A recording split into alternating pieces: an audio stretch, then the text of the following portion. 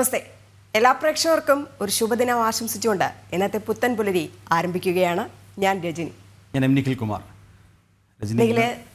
ഇന്ന് നമ്മൾക്ക് ഒരുപാട് വാർത്തകളുള്ള ദിവസം തന്നെയാണ്. ഒപ്പം ഏറെ ദുഃഖകരമായ ഒരു വാർത്ത എന്ന് പറയുന്നത് ഡിസംബറിൽ കഴിഞ്ഞ വർഷം അവസാനത്തോടുകൂടി സാഹിത്യ ലോകത്തെ ഒരു നഷ്ടമായിരുന്നു എം ടി വാസുദേവൻ നായർ. ഈ വർഷം പിറന്നപ്പോൾ തന്നെ ഒരു നഷ്ടമുണ്ടായി നമ്മുടെ സംഗീത ലോകത്ത്. അതെ, അദ്ദേഹത്തിന്റെ സംസ്കാര ചടങ്ങുകൾ ഇന്ന് നടക്കും. ഒപ്പം തന്നെ അല്പസമയത്തിനകം തന്നെ അദ്ദേഹത്തിന്റെ പൂങ്കുന്നത്തെ വീട്ടിൽ നിന്നും വിലാപയാത്രയായിട്ട് ഇരിങ്ങാലക്കുട സ്കൂളിലേക്ക് കൊണ്ടുപോകും.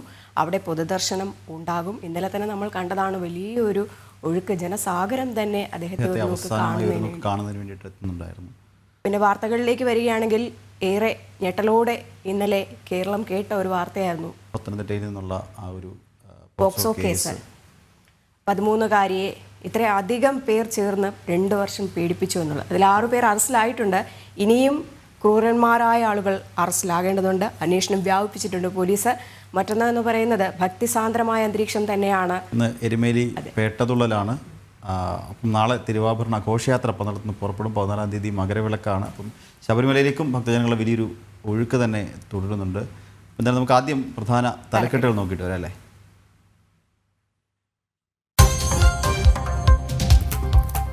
പത്തനംതിട്ട പോക്സോ കേസിൽ 6 പേർ അറസ്റ്റിൽ. പുറത്തു വന്നത് 2 വർഷമായുള്ള പീഡന വിവരം. കൂടുതൽ അറസ്റ്റുകൾക്ക് സാധ്യത. അന്വേഷണം വ്യാപിപ്പിച്ച് പോലീസ്.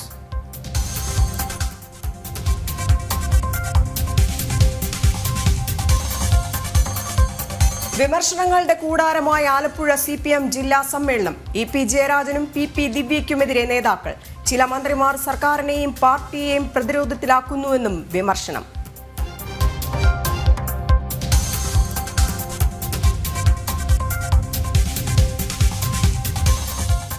പ്രിയ ഗായകൻ P ജയചന്ദ്രന് വിട നൽകാൻ കേരളം. സംസ്കാരം ഉച്ചകഴിഞ്ഞ് പറവൂർ ചേന്നമംഗലത്തെ തറവാട്ട് വീട്ടിൽ, രാവിലെ പൂങ്കുന്നത്തെ വസതിയിൽ നിന്നും ഇരിങ്ങാലക്കുട നാഷണൽ സ്കൂളിലേക്ക് വിലാപയാത്ര. ഓർമ്മയാക്കുന്നത് നിത്യഹരിത ഗാനങ്ങളുടെ ഭാവഗായകൻ.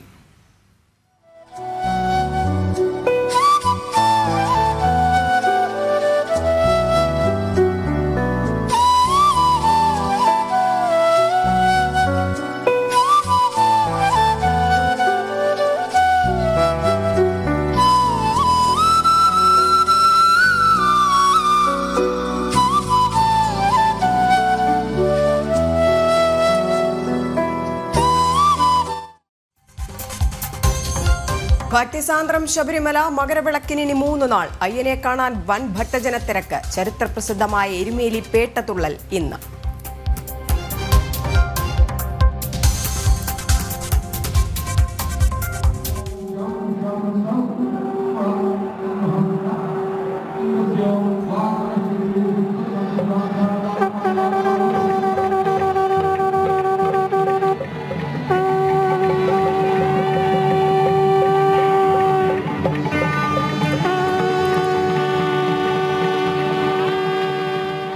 രാംലല്ലയുടെ പ്രാണപ്രതിഷ്ഠാ വാർഷികാഘോഷത്തിനൊരുങ്ങി രാമജന്മഭൂമി. പ്രതിഷ്ഠാ ദ്വാദശി ആഘോഷങ്ങൾക്ക് ഇന്ന് തുടക്കം.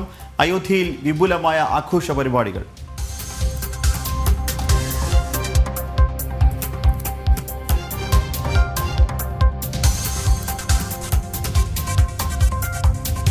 ആരോഗ്യമേഖലയ്ക്കും തിരിച്ചടിയായി സംസ്ഥാനത്തെ സാമ്പത്തിക പ്രതിസന്ധി. കേരള മെഡിക്കൽ സർവീസ് കോർപ്പറേഷൻ സർക്കാരിന് കത്ത് നൽകിയിട്ടും നടപടിയില്ല. മരുന്ന് വിതരണം നിർത്താനൊരുങ്ങി കരാർ കമ്പനികൾ. Janam breaking.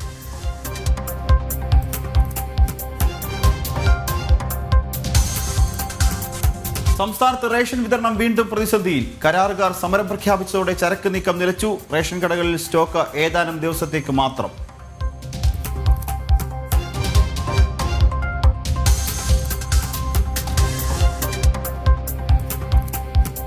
Spanish super cup ഫൈനലിൽ എൽ ക്ലാസിക്കോ പോരിന് കാത്ത് ഫുട്ബോൾ ലോകം. സ്ഥിരം വൈരികളായ ബാഴ്സ റയൽ മത്സരം ഇന്ന് രാത്രി 12:30.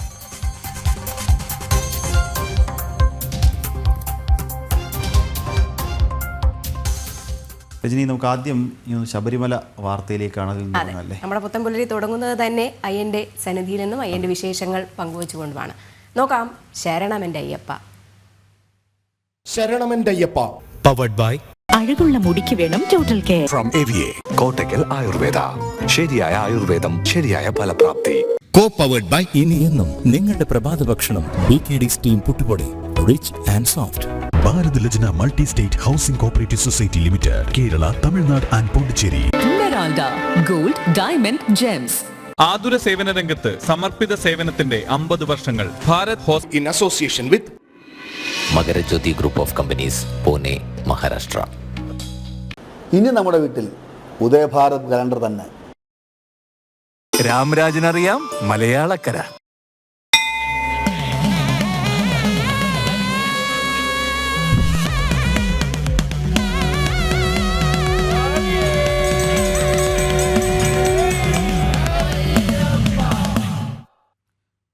മകരവിളക്കോടനുബന്ധിച്ച് ശബരിമല സന്നിധാനത്ത് ഭക്തജന തിരക്ക് തുടരുകയാണ്. മകരവിളക്കിന് മുന്നോടിയായുള്ള ചരിത്രപ്രസിദ്ധമായ എരുമേലി പേട്ടതുള്ളലിന് ഇന്ന് നടക്കും. നാളെ തിരുവാഭരണ ഘോഷയാത്ര പന്തളത്ത് നിന്ന് പുറപ്പെടും. മകരവിളക്ക് ദർശനത്തിന് 2 ദിവസം കൂടിയാണ് ബാക്കിയുള്ളത്. വിവരങ്ങളുമായി സന്നിധാനത്ത് നിന്ന് അഖിൽ പാലോട്ടുപടം ചേരുന്നുണ്ട്. അഖിൽ, ഈയൊരു മകരവിളക്കിന് വേണ്ടിയുള്ള ഒരുക്കങ്ങളെല്ലാം പൂർത്തിയായിട്ടുണ്ട്. ഇന്നലെ അഖിൽ പറഞ്ഞതുപോലെ തന്നെ അവിടെ ഇതിനുള്ള ഒരുക്കങ്ങൾ, അതായത് ഭക്തരുടെ വലിയൊരു തിരക്ക് തന്നെ സന്നിധാനത്തേക്കുണ്ട്.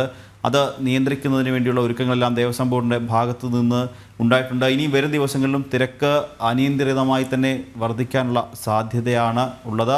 ഇന്നത്തെ ഒരു തിരക്ക് സന്നിധാനത്ത് എങ്ങനെയുണ്ട്?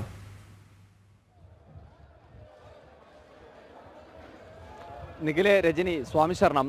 ശബരിമല സന്നിധാനം ഭക്തിയുടെ പരകോടിയിലേക്ക് എത്തിക്കഴിഞ്ഞിരിക്കുകയാണ്. 63 ദിവസത്തെ, അതായത് മണ്ഡലകാല മകരവിളക്ക് മഹോത്സവത്തിൻ്റെ ഏറ്റവും സമാപനത്തിലേക്ക് കടക്കുകയാണ്. ഓരോ ഭക്തനും ഓരോ അയ്യപ്പസ്വാമിയും കാത്തിരുന്ന അയ്യൻ്റെ ഭഗവാന്റെ ആ മകരജ്യോതി കാണാൻ ഇനി 3 നാൾ മാത്രമാണ് ബാക്കിയുള്ളത്. ശബരിമല സന്നിധാനത്തേക്ക് അനധികൃതമായിട്ടുള്ള ഒരു ഭക്തജന തിരക്ക് തന്നെയാണ് കഴിഞ്ഞ 2 ദിവസമായി ഒഴുകിയെത്തുന്നത്. 1 ലക്ഷത്തോളം അടുപ്പിച്ചാണ്. ഏകദേശം 90,000, 95,000, 98,000-ഓളം അയ്യപ്പ ഭക്തരാണ് കഴിഞ്ഞ ദിവസങ്ങളിലൊക്കെയായി ശബരിമല സന്നിധാനത്തേക്ക് എത്തുന്നത്. ഇതിൽ ബഹുഭൂരിപക്ഷം അയ്യപ്പന്മാരും ഇപ്പോൾ തന്നെ ശബരിമല സന്നിധാനത്ത് മകരവിളക്ക് കാണുന്നതിലേക്ക് വേണ്ടി തമ്പടിച്ചു നിൽക്കുന്ന ഒരു സ്ഥിതിവിശേഷം കൂടിയുണ്ട്. എന്തായാലും ശബരിമല സന്നിധാനം സുരക്ഷാ ക്രമീകരണങ്ങളുടെ കാര്യത്തിലായാലും മകരവിളക്കിന്റെ ക്രമീകരണങ്ങളുടെ കാര്യത്തിലൊക്കെ ആയാലും അത് ഏകദേശമായ പൂർണ്ണതയിലേക്ക് പോവുകയാണ്. ശബരിമല സന്നിധാനം ഭക്തിയുടെ പരകോടിയിലേക്കും പോകുന്ന കാഴ്ചകളുണ്ട്. അതിനോടൊപ്പമാണ് ഈ മകരവിളക്കിന് മുന്നോടിയായിട്ടുള്ള ചരിത്രപ്രസിദ്ധമായ ആലങ്ങാടിന്റെയും അമ്പലപ്പുഴ സംഘങ്ങളുടെ ഈ പേട്ടത്തുള്ളൽ ഇന്ന് ആരംഭിക്കുന്നത്. എരുമേലിയിൽ രാവിലെ ആ പേട്ടത്തുള്ളലിന് ആരംഭം കുറിക്കും. അതിനുശേഷം ആയിരിക്കും അവിടെ കാനനപാത വഴിയായിരിക്കും ആ പേട്ടത്തുള്ളൽ സംഘം സന്നിധാനത്തേക്ക് എത്തുക. മറ്റൊന്ന്, നാളെയാണ് ഭഗവാന് ചാർത്താനുള്ള ആ തിരുവാഭരണ ഘോഷയാത്രയ്ക്ക് പന്തളം വലിയ കോയിക്കൽ ശ്രീധർമ്മശാസ്ത്ര ക്ഷേത്രത്തിൽ നിന്നും പുറപ്പെടുക. ഉച്ചയ്ക്ക് 1 മണിയോടുകൂടിയാണ് തിരുവാതിര ഘോഷയാത്ര പുറപ്പെടുന്നത്. തിരുവാഭരണം രാവിലെ തന്നെ പുറത്തെഴുന്നള്ളിച്ച് ഭക്തജനങ്ങൾക്ക് കാണാനുള്ള സൗകര്യമൊരുക്കും. എന്നാൽ ഉച്ചയോടുകൂടിയാണ് ആ തിരുവാഭരണ ഘോഷയാത്ര പന്തളത്ത് നിന്ന് പുറപ്പെടുക. 14-ന് രാവിലെ 8:45-നാണ് മകരസംക്രാന്തി പൂജ സന്നിധാനത്ത് നടക്കുക. വൈകുന്നേരം 6:30-ന് മകര വിളക്കും സന്നിധാനത്ത് തെളിയുന്നുണ്ടാകും. എന്തായാലും ശബരിമല സന്നിധാനം ഇപ്പോൾ ഭക്തിസന്ധരമായ നിമിഷങ്ങളാണ്. ഓരോ അയ്യപ്പ ഭക്തനെ സംബന്ധിച്ചിടത്തോളം ഭക്തിയുടെ പരമാർത്ഥമായ ആ നിമിഷത്തിലേക്ക് പോകുന്ന കാഴ്ചകൾ കാണാം. രാവിലെ നല്ല തണുപ്പുണ്ട് ശബരിമല സന്നിധാനത്തേക്ക്. മകരം എന്ന് പറയുന്നത് തന്നെ തണുപ്പാണ്. മരം പോലും കോച്ചുന്ന മഞ്ഞാണ് ഈ മകരമാസത്തിലുള്ളത്. ആ തണുപ്പിനെ പോലും മറികടന്നുകൊണ്ടാണ് കുഞ്ഞു മാളികപ്പുറങ്ങളടക്കം അയ്യപ്പന്മാരടക്കം വ്രതം നോറ്റ് ഭഗവാനെ കാണാൻ നെയ്ത്തേങ്ങകളും ശിരസിലേറ്റി വരുന്ന കാഴ്ചകൾ കാണുന്നത്. നമ്മൾ ആ ദൃശ്യങ്ങളിൽ കാണുന്നത് പോലെ വയോധികയായ അമ്മുമ്മ പോലും ഇരുമുടിക്കെട്ട് തലകളിലേന്തി വരുന്ന കാഴ്ച നമുക്ക് കാണാൻ സാധിക്കുന്നത്. എന്തായാലും ശബരിമല സന്നിധാനം ഭക്തിയുടെ പരിപൂർണതയിലേക്ക് എത്തുന്ന കാഴ്ച നമുക്ക് കാണാൻ സാധിക്കുന്നുണ്ട്. കാരണം മറ്റൊന്ന്, ശബരിമല സന്നിധാനത്തെ സംബന്ധിച്ചിടത്തോളം ശബരിമല സന്നിധാനം ഇനിയുള്ള ദിവസങ്ങൾ അത് നിർണായകമാണ്. പോലീസിനെ സംബന്ധിച്ചിടത്തോളം അതുപോലെ തന്നെ ദേവസ്വം ബോർഡിനെ സംബന്ധിച്ചിടത്തോളം അത് നിർണായകമായ ദിവസങ്ങളാണ്. അതുകൊണ്ട് തന്നെയാണ് ക്രമീകരണങ്ങളുടെ കാര്യത്തിലും ദേവസ്വം ബോർഡും അതുപോലെ തന്നെ പോലീസും ഒക്കെ കൂടുതൽ സുരക്ഷാ ക്രമീകരണങ്ങൾ ഒരുക്കുന്നത്. ഇപ്പോൾ ഞാൻ നിൽക്കുന്നതിൻ്റെ പുറകിൽ ഫ്ലൈ ഓവറിലേക്കുള്ള അയ്യപ്പ ഭക്തരുടെ ഒഴുക്ക് ശ്രദ്ധിച്ചാൽ തന്നെ നമുക്ക് അറിയാൻ സാധിക്കും എത്രമാത്രമാണ് അയ്യപ്പ ഭക്തരുടെ തിരക്ക് എന്ന് പറയുന്നത് എന്ന്. കാരണം മുകളിൽ നിന്ന് നമ്മുടെ ക്യാമറ മുകളിലേക്ക് ആ ദൃശ്യങ്ങൾ ചലിപ്പിച്ചാൽ മുകളിലെ ഫ്ലൈ ഓവർ മുതൽ അയ്യപ്പ ഭക്തർ ക്യൂ നിൽക്കുന്ന കാഴ്ച നമുക്ക് കാണാൻ സാധിക്കും. കാരണം അയ്യനെ അരികിൽ കാണുക എന്നുള്ളതാണ് ഓരോ അയ്യപ്പസ്വാമിയെ സംബന്ധിച്ചിടത്തോളം, ഓരോ അയ്യപ്പ ഭക്തനെ സംബന്ധിച്ചിടത്തോളം അത്രയും അധികമുള്ള ആഗ്രഹം. കാരണം അവരുടെ ആത്മാവ് അത് ഭഗവാനിലേക്ക് എത്തിക്കുന്നു എന്നത് തന്നെയാണ് അവരുടെ വിശ്വാസം. അതുകൊണ്ട് തന്നെയാണ് അവർ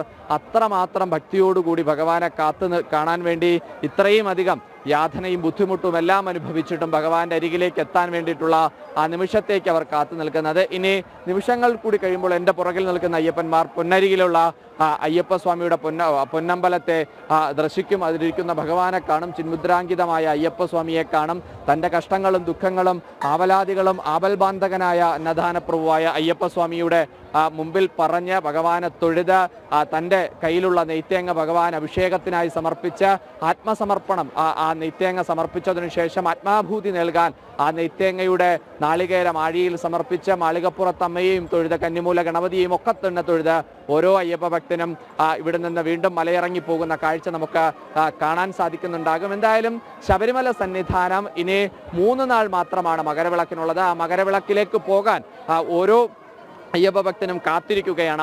ആ പൊന്നമ്പലമേട്ടിൽ തെളിയുന്ന ആ മകരജ്യോതി കാണാൻ, ആ പൊന്നമ്പലമേട്ടിലെ ആ മകരപ്രഭ കാണാൻ ഓരോ ഭക്തനും കാത്തിരിക്കുന്ന കാഴ്ച നമ്മൾ ഇവിടെ കാണുന്നുണ്ട്. എന്തായാലും വലിയ ആത്മനിർവൃതിയോടുകൂടി തന്നെയാണ് ഇപ്പോൾ അയ്യപ്പന്മാരെ ഇവിടെ നമുക്ക് കാണാൻ സാധിക്കുന്നത്. എന്തായാലും വലിയ സന്തോഷത്തോടുകൂടി, വലിയ ആത്മനിർവൃതിയോടുകൂടി ഓരോ അയ്യപ്പ ഭക്തൻ്റെയും മുഖത്ത് ആ സന്തോഷം നമുക്ക് കാണാൻ സാധിക്കുന്നുണ്ട്. കാരണം ഒരു വർഷക്കാലം, ഒരാണ്ടുകാലം മുഴുവൻ കാത്തിരുന്നതാണ്, ഒരു വർഷക്കാലം മുഴുവൻ കാത്തിരുന്നതാണ് ഒരു മകരസംക്രാന്തി പൂജ തൊഴുത്, ഒരു മകരവിളക്ക് തൊഴുത് ആ ഭഗവാനെ കണ്ട് തൊഴുത് സായുജ്യമടയുക എന്ന ഒരു വർഷത്തെ കാത്തിരിപ്പാണ് ഓരോ അയ്യപ്പനെ സംബന്ധിച്ചിടത്തോളം. അതിലേക്ക് ഇനി മണിക്കൂറുകൾ മാത്രമാണ്, നിമിഷങ്ങൾ മാത്രമാണ് ആ നിമിഷത്തിലേക്ക് എത്താനുള്ളത്. എന്തായാലും ശബരിമല സന്നിധാനം ഭക്തിയുടെ പരകോടിയിലാണ് ഇപ്പോൾ ഉള്ളത് എന്ന കാര്യത്തിൽ ഒരു സംശയവുമില്ല. രജനി, നിഖിൽ.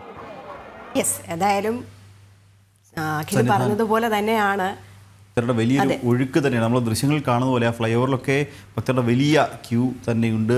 നേരത്തെ അഖിൽ പറഞ്ഞ മറ്റൊരു കാര്യമുണ്ട്, അതായത് ഇത്രയും തണുപ്പത്ത് സന്നിധാനത്ത് നല്ല തണുപ്പാണെന്ന് പറയുന്നു. അപ്പോഴും കുഞ്ഞ് മാളികപ്പുറങ്ങളും അടക്കമുള്ള ആളുകൾ അവിടേക്ക് വരുന്നു അയ്യനെ കാണാൻ. എന്തായാലും ഇനി 3 ദിവസം കൂടി മാത്രമാണ്, അഖിൽ പറഞ്ഞ മണിക്കൂറുകൾ മാത്രമാണ് ഇനി മകര നിയന്ത്രണങ്ങളിൽ ഒരു ഇളവ് വന്നതും തീർത്ഥാടകർക്ക് ആശ്വാസകരമായ ഒരു കാര്യം തന്നെയാണ്. പക്ഷേ എന്നിരുന്നാൽ തന്നെ ഭക്തരുടെ വലിയൊരു ഒഴുക്ക്, ഒരു വർഷത്തെ കാത്തിരിപ്പാണ് മകരവിളക്ക് കണ്ട അയ്യനെ, മകരവിളക്ക് ദിവസം അയ്യനെ തൊഴുക എന്നുള്ളത്. എന്തായാലും അഖിലിന് ഞങ്ങളുടെ ഒരു പ്രേക്ഷകൻ പറയുന്നുണ്ട് ശബരിമലയിൽ നിന്നുള്ള റിപ്പോർട്ടിങ് നന്നാവുന്നുണ്ടെന്നുള്ളത്. അത് അഖിലിനൊരു കോംപ്ലിമെൻ്റ് കൂടെയാണ്.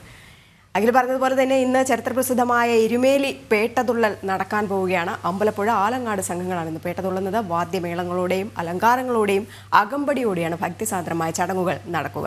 കൂടാതെ അയ്യപ്പസ്വാമിക്ക് മകരസംക്രമ നാളിൽ ചാർത്താനുള്ള തിരുവാഭരണം വഹിച്ചുള്ള ഘോഷയാത്ര പന്തളത്ത് നിന്ന് നാളെ പുറപ്പെടും. ഉച്ചയ്ക്ക് 1 മണിക്കാണ് പന്തളം വലിയ കോയിക്കൽ ധർമ്മശാസ്ത്ര ക്ഷേത്രത്തിൽ നിന്നും ഘോഷയാത്ര പുറപ്പെടുക. തിരുവാഭരണ ദർശനത്തിനായി പന്തളത്ത് വലിയ ഭക്തജന തിരക്കാണ് അനുഭവപ്പെടുന്നത്. വിവരങ്ങൾ നൽകാനായി എരുമേലി പേട്ട ശ്രീധർമ്മശാസ്ത്ര ക്ഷേത്രത്തിൽ നിന്നും മിഥുനയ്യപ്പനും ഒപ്പം അമ്പലപ്പുഴ ആലങ്ങാട് പേട്ടതുള്ള സംഘത്തിനൊപ്പം മനോജും, പന്തളം ക്ഷേത്രത്തിൽ നിന്ന് മിഥുൻ മുരളിയും ചേരുന്നുണ്ട്. ആദ്യം നമ്മൾ എരുമേലിയിലേക്ക് തന്നെയാണ് പോകുന്നത്. അവിടെ നിന്നും മിഥുനയ്യപ്പൻ ചേരുന്നുണ്ട്. മിഥുൻ, ഭക്തിസാന്ദ്രമായ അന്തരീക്ഷം തന്നെയാണ്, ഒപ്പം ആത്മീയതയുടെ നിമിഷം. എപ്പോൾ ആരംഭിക്കും പേട്ടതുള്ളൽ?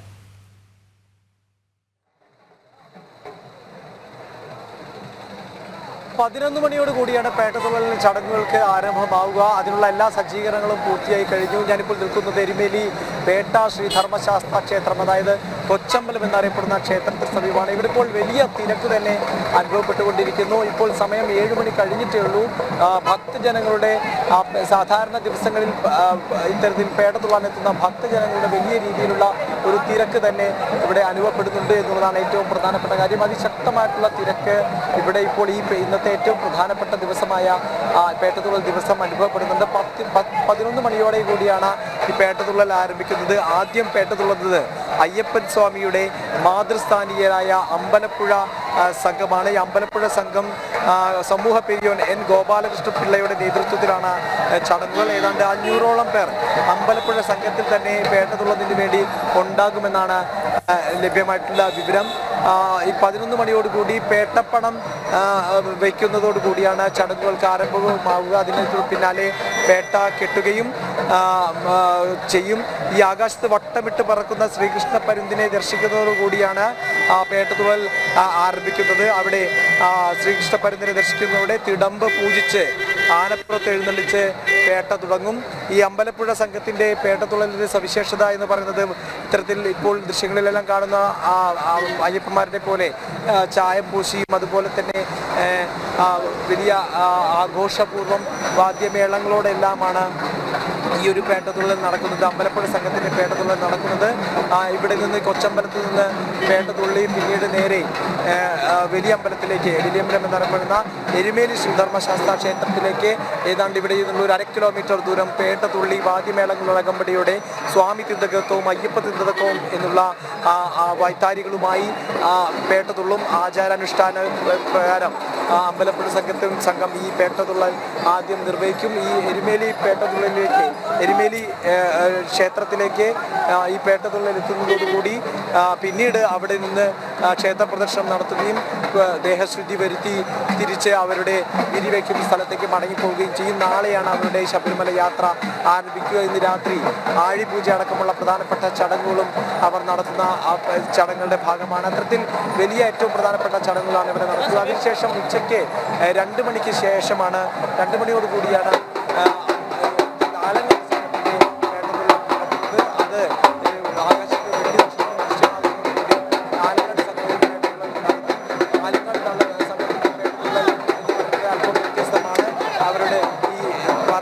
അതുപോലെ തന്നെ ഈ പൊടികൾക്ക് പകരം അവർ ഭസ്മവും കളഭവും ചാർത്തിക്കൊണ്ടാണ് അവരുടെ പേട്ടതുള്ളൽ നടക്കുന്നത്. അവിടെയും ഇത്തരത്തിൽ 500ഓളം പേർ ഈ ആലങ്ങാട് സംഘത്തിനൊപ്പം ഉണ്ടാകുമെന്ന് തന്നെയാണ് കരുതുന്നത്. ആലങ്ങാട് സംഘത്തിൻ്റെ യോഗം പെരിയോൻ AK വിജയകുമാര സ്വാമിയുടെ നേതൃത്വത്തിലാണ് അവരുടെ ചടങ്ങുകളെല്ലാം നടക്കുന്നത്. അത്തരത്തിൽ ഏറ്റവും സവിശേഷമായിട്ടുള്ള ഒരു ദിനത്തിലേക്ക് കടന്നു പോവുകയാണ് ശബരിമല തീർത്ഥാടകരെല്ലാം. ഈ മകരവിളക്കിന് മുന്നോടിയായി നടക്കുന്ന ഈ പേട്ടതുള്ളൽ വളരെ വലിയ രീതിയിൽ ഐതിഹ്യ പാരമ്പര്യമുള്ള ഒന്നാണ്. മറ്റൊന്ന് ചരിത്ര പ്രസിദ്ധവും കൂടിയാണ്. നന്മയ്ക്ക് മേൽ തിന്മ വിതച്ച നാശത്തിന് അറുതു വരുത്തിക്കൊണ്ട് തിന്മയ്ക്ക് മേൽ ശബരിമല അയ്യപ്പസ്വാമി മണികണ്ഠസ്വാമി നേടിയിട്ടുള്ള വിജയത്തിൻ്റെ അനുസ്മരണമാണ്, അല്ലെങ്കിൽ അതിൻ്റെ സ്മരണകൾ പുതുക്കുന്ന ചടങ്ങുകളാണ് ഇത്തരത്തിൽ പേട്ടതുള്ളൽ. അത്തരത്തിൽ തന്നെയാണ് ഒരു ഐക്യത്തിൻ്റെയും അതുപോലെ തന്നെ ധർമ്മത്തിൻ്റെയും ഒരു പുനഃസ്ഥാപനമായിട്ടാണ് ആ ഒരു കാര്യത്തെ കാണുന്നത്. അതുകൊണ്ട് തന്നെ ഈ പേട്ടതുള്ളൽ ചടങ്ങുകൾക്കും ഇതേ വലിയ രീതിയിലുള്ള ഇതേ അർത്ഥതലം തന്നെയാണുള്ളത്. ഒരു ഐക്യത്തിൻ്റെ വലിയ സൂചകം കൂടിയാണ് ഈ പേട്ടതുള്ളൽ. ഏതായാലും പേട്ടതുള്ളൽ ചടങ്ങുകൾക്ക് 11 മണിയോടെ തുടക്കമാകും. ശരി, എന്തായാലും ഭക്തിയുടെ നിറവിൽ തന്നെയാണ് ആഘോഷപൂർവമായ ചടങ്ങ്, ആചാരപൂർവമായ ചടങ്ങ്. അയ്യപ്പ ഭക്തരുടെ വലിയൊരു തിരക്ക് തന്നെയാണ് ഉള്ളത്. അതായത് മണ്ഡലകാലം തുടങ്ങുമ്പോൾ തന്നെ എരുമേലിയിലെ റോഡുകളിൽ അതായത് ഇതര സംസ്ഥാനങ്ങൾ, ഇപ്പോൾ തമിഴ്നാട്, ആന്ധ്ര കർണാടക അടക്കമുള്ള സംസ്ഥാനങ്ങളിൽ വരുന്ന അയ്യപ്പ ഭക്തരെ കൊണ്ട് ആ വീതികളൊക്കെ നിറയും. അവർ മണ്ഡലകാലം തുടങ്ങുന്ന വൃശ്ചികം 1 മുതൽ തന്നെ വരുന്നവരെല്ലാം, കാരണം ഈ പേട്ടതുള്ളലിന് എത്താൻ കഴിയാത്ത ആളുകളൊക്കെ ആ വരുന്ന ദിവസങ്ങൾ തന്നെ ചായംപൂശി റോഡിൽ പേട്ടതുള്ളലായി തന്നെയാണ് ഇവരൊക്കെ. അവിടെ ഒരു റോഡിൻ്റെ പകുതി വശം അടച്ച് അയ്യപ്പ ഭക്തർക്ക് വേണ്ടി മാത്രം തുറന്നു കൊടുക്കുന്ന കാഴ്ചയും നമുക്ക് അവിടെ നിന്ന് കാണാൻ സാധിക്കും. ആത്മീയതയുടെ ഒരു ആചാരം എന്ന് നമുക്ക് വീണ്ടും പറയേണ്ടിയിരിക്കുന്നു. ഇനി ഇതുമായി ബന്ധപ്പെട്ട് നമ്മുടെ തിരുവാഭരണ ഘോഷയാത്ര പന്തളത്തേക്ക് ഒന്ന് പോകേണ്ടതുണ്ട്. കാരണം പന്തളത്ത് മിഥുൻ മുരളി ചേരുന്നുണ്ട്. പന്തളത്ത് നിന്ന് പന്തളത്തേക്ക് വന്നു കഴിഞ്ഞാൽ നമ്മൾ നേരത്തെ പറഞ്ഞു ശബരിമലയിലേക്ക് 1 വർഷത്തെ കാത്തിരിപ്പാണ്. തിരുവാഭരണം ചാർത്തിയുള്ള അയ്യപ്പനെ കാണാൻ 1 വർഷത്തെ കാത്തിരിപ്പിന് ശേഷം മകരവിളക്ക് ദിവസം അവിടേക്ക് എത്തുന്ന ഭക്തരുണ്ട്. ഒപ്പം തന്നെ ശബരിമലയിലേക്ക് പോകാൻ സാധിക്കാത്തവർക്ക് തിരുവാഭരണം കാണാൻ പന്തളം ക്ഷേത്രത്തിലേക്ക്, പന്തളം വലിയ കോയിക്കൽ ധർമ്മശാസ്ത്ര ക്ഷേത്രത്തിലേക്ക് എത്തും. അവിടെ തിരുവാഭരണ ദർശനം ഉണ്ട്. അപ്പോൾ മിഥുൻ മുരളി പന്തളത്ത് നിന്ന് ചേരുന്നുണ്ട്. മിഥുൻ, അവിടേക്കും പന്തളം വലിയ കോയിക്കൽ ധർമ്മശാസ്ത്ര ക്ഷേത്രത്തിലേക്കും ഭക്തരുടെ വലിയൊരു ഒഴുക്ക് തന്നെയല്ലേ ഉള്ളത്?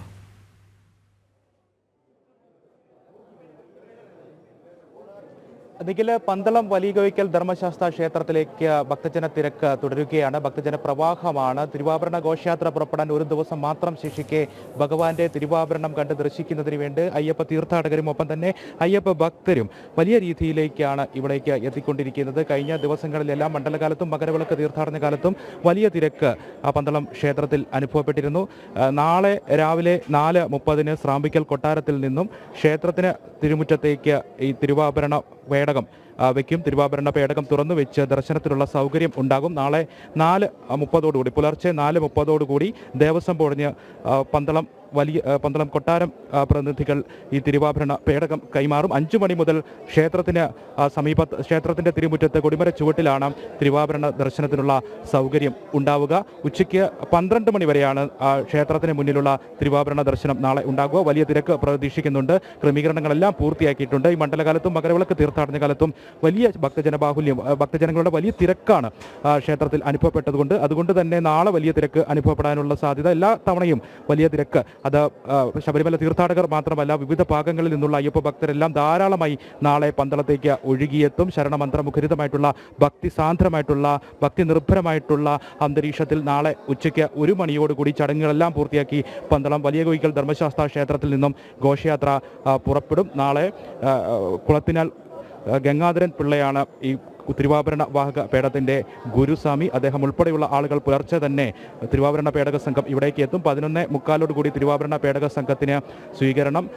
വലിയ തമ്പുരാൻ ഭസ്മം നൽകി ഇവരെ ക്ഷേത്രത്തിലേക്ക് സ്വീകരിക്കും. പിന്നീട് തൃക്കേട്ടനാൾ രാജരാജവർമ്മ തമ്പുരാനാണ് ഇത്തവണത്തെ രാജപ്രതിനിധിയുടെയും ആചാരപരമായിട്ടുള്ള ചടങ്ങുകളുണ്ട്. ആ ചടങ്ങുകൾ പൂർത്തിയാക്കി ക്ഷേത്രത്തിൽ നിന്നും മേൽശാന്തി 11:45 ഉടവാൾ വലിയ തമ്പുരാന് കൈമാറും. വലിയ തമ്പുരാൻ അത് ഈ തവണത്തെ രാജപ്രതിനിധി തൃക്കേട്ടനാൾ രാജരാജവർമ്മ തമ്പുരാന് കൈമാറും. രാജരാജവർമ്മ തമ്പുരാൻ ആചാരപരമായി ഈ ഉടവാളുമായിട്ട് പല്ലക്കിലേറി ക്ഷേത്രത്തിൽ നിന്നും പുറപ്പെടുന്നതോടെ ഈ തിരുവാഭരണ ഘോഷയാത്രയ്ക്ക് തുടക്കമാവുകയും ചെയ്യും. തൃക്കേട്ടനാൾ രാജരാജവർമ്മ തമ്പുരാൻ ഇത്തവണത്തെ രാജപ്രതിനിധി ഇപ്പോൾ നമ്മളോടൊപ്പം ചേരുന്നുണ്ട്. അദ്ദേഹമാണ് ഈ തിരുവാഭരണ ഘോഷയാത്രയുമായി ബന്ധപ്പെട്ട് അയ്യപ്പസ്വാമിയുടെ തിരുവാഭരണ ഘോഷയാത്രയുമായി ബന്ധപ്പെട്ട് ആചാരങ്ങളിൽ ഏറ്റവും കാർമ്മികത്വം വഹിക്കുന്ന ഏറ്റവും പരമപ്രധാനമായിട്ടുള്ള സ്ഥാനീയനായിട്ടുള്ള തൃക്കേട്ടനാൾ രാജരാജവർമ്മ തമ്പുരാൻ. അദ്ദേഹം ഇവിടുന്ന് പല്ലക്കിൽ പന്തളം വലിയ കോയിക്കൽ ധർമ്മശാസ്ത്ര ക്ഷേത്രത്തിൽ നിന്നും പുറപ്പെടുന്നതോടുകൂടിയാണ് ഈ തിരുവാഭരണ ഘോഷയാത്ര പുറപ്പെടുന്നത്. അതോടൊപ്പം തന്നെ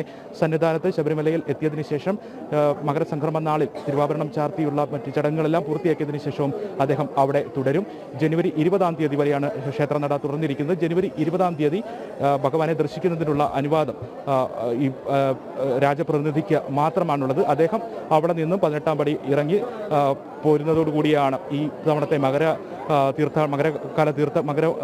മകരവിളക്ക് തീർത്ഥാടനത്തിന് സമാപനമാവുകയും ചെയ്യുന്നത്. അങ്ങനെ ഈ ചടങ്ങിന്റെ തിരുവാഭരണ ഘോഷയാത്ര ചടങ്ങിന്റെ ആചാരപരമായിട്ട് പരമപ്രധാനീയനായിട്ടുള്ള തൃക്കേട്ടനാൾ രാജരാജവർമ്മ തമ്പുരാൻ രാജപ്രതിനിധി നമ്മളോടൊപ്പം ചേരുന്നുണ്ട്.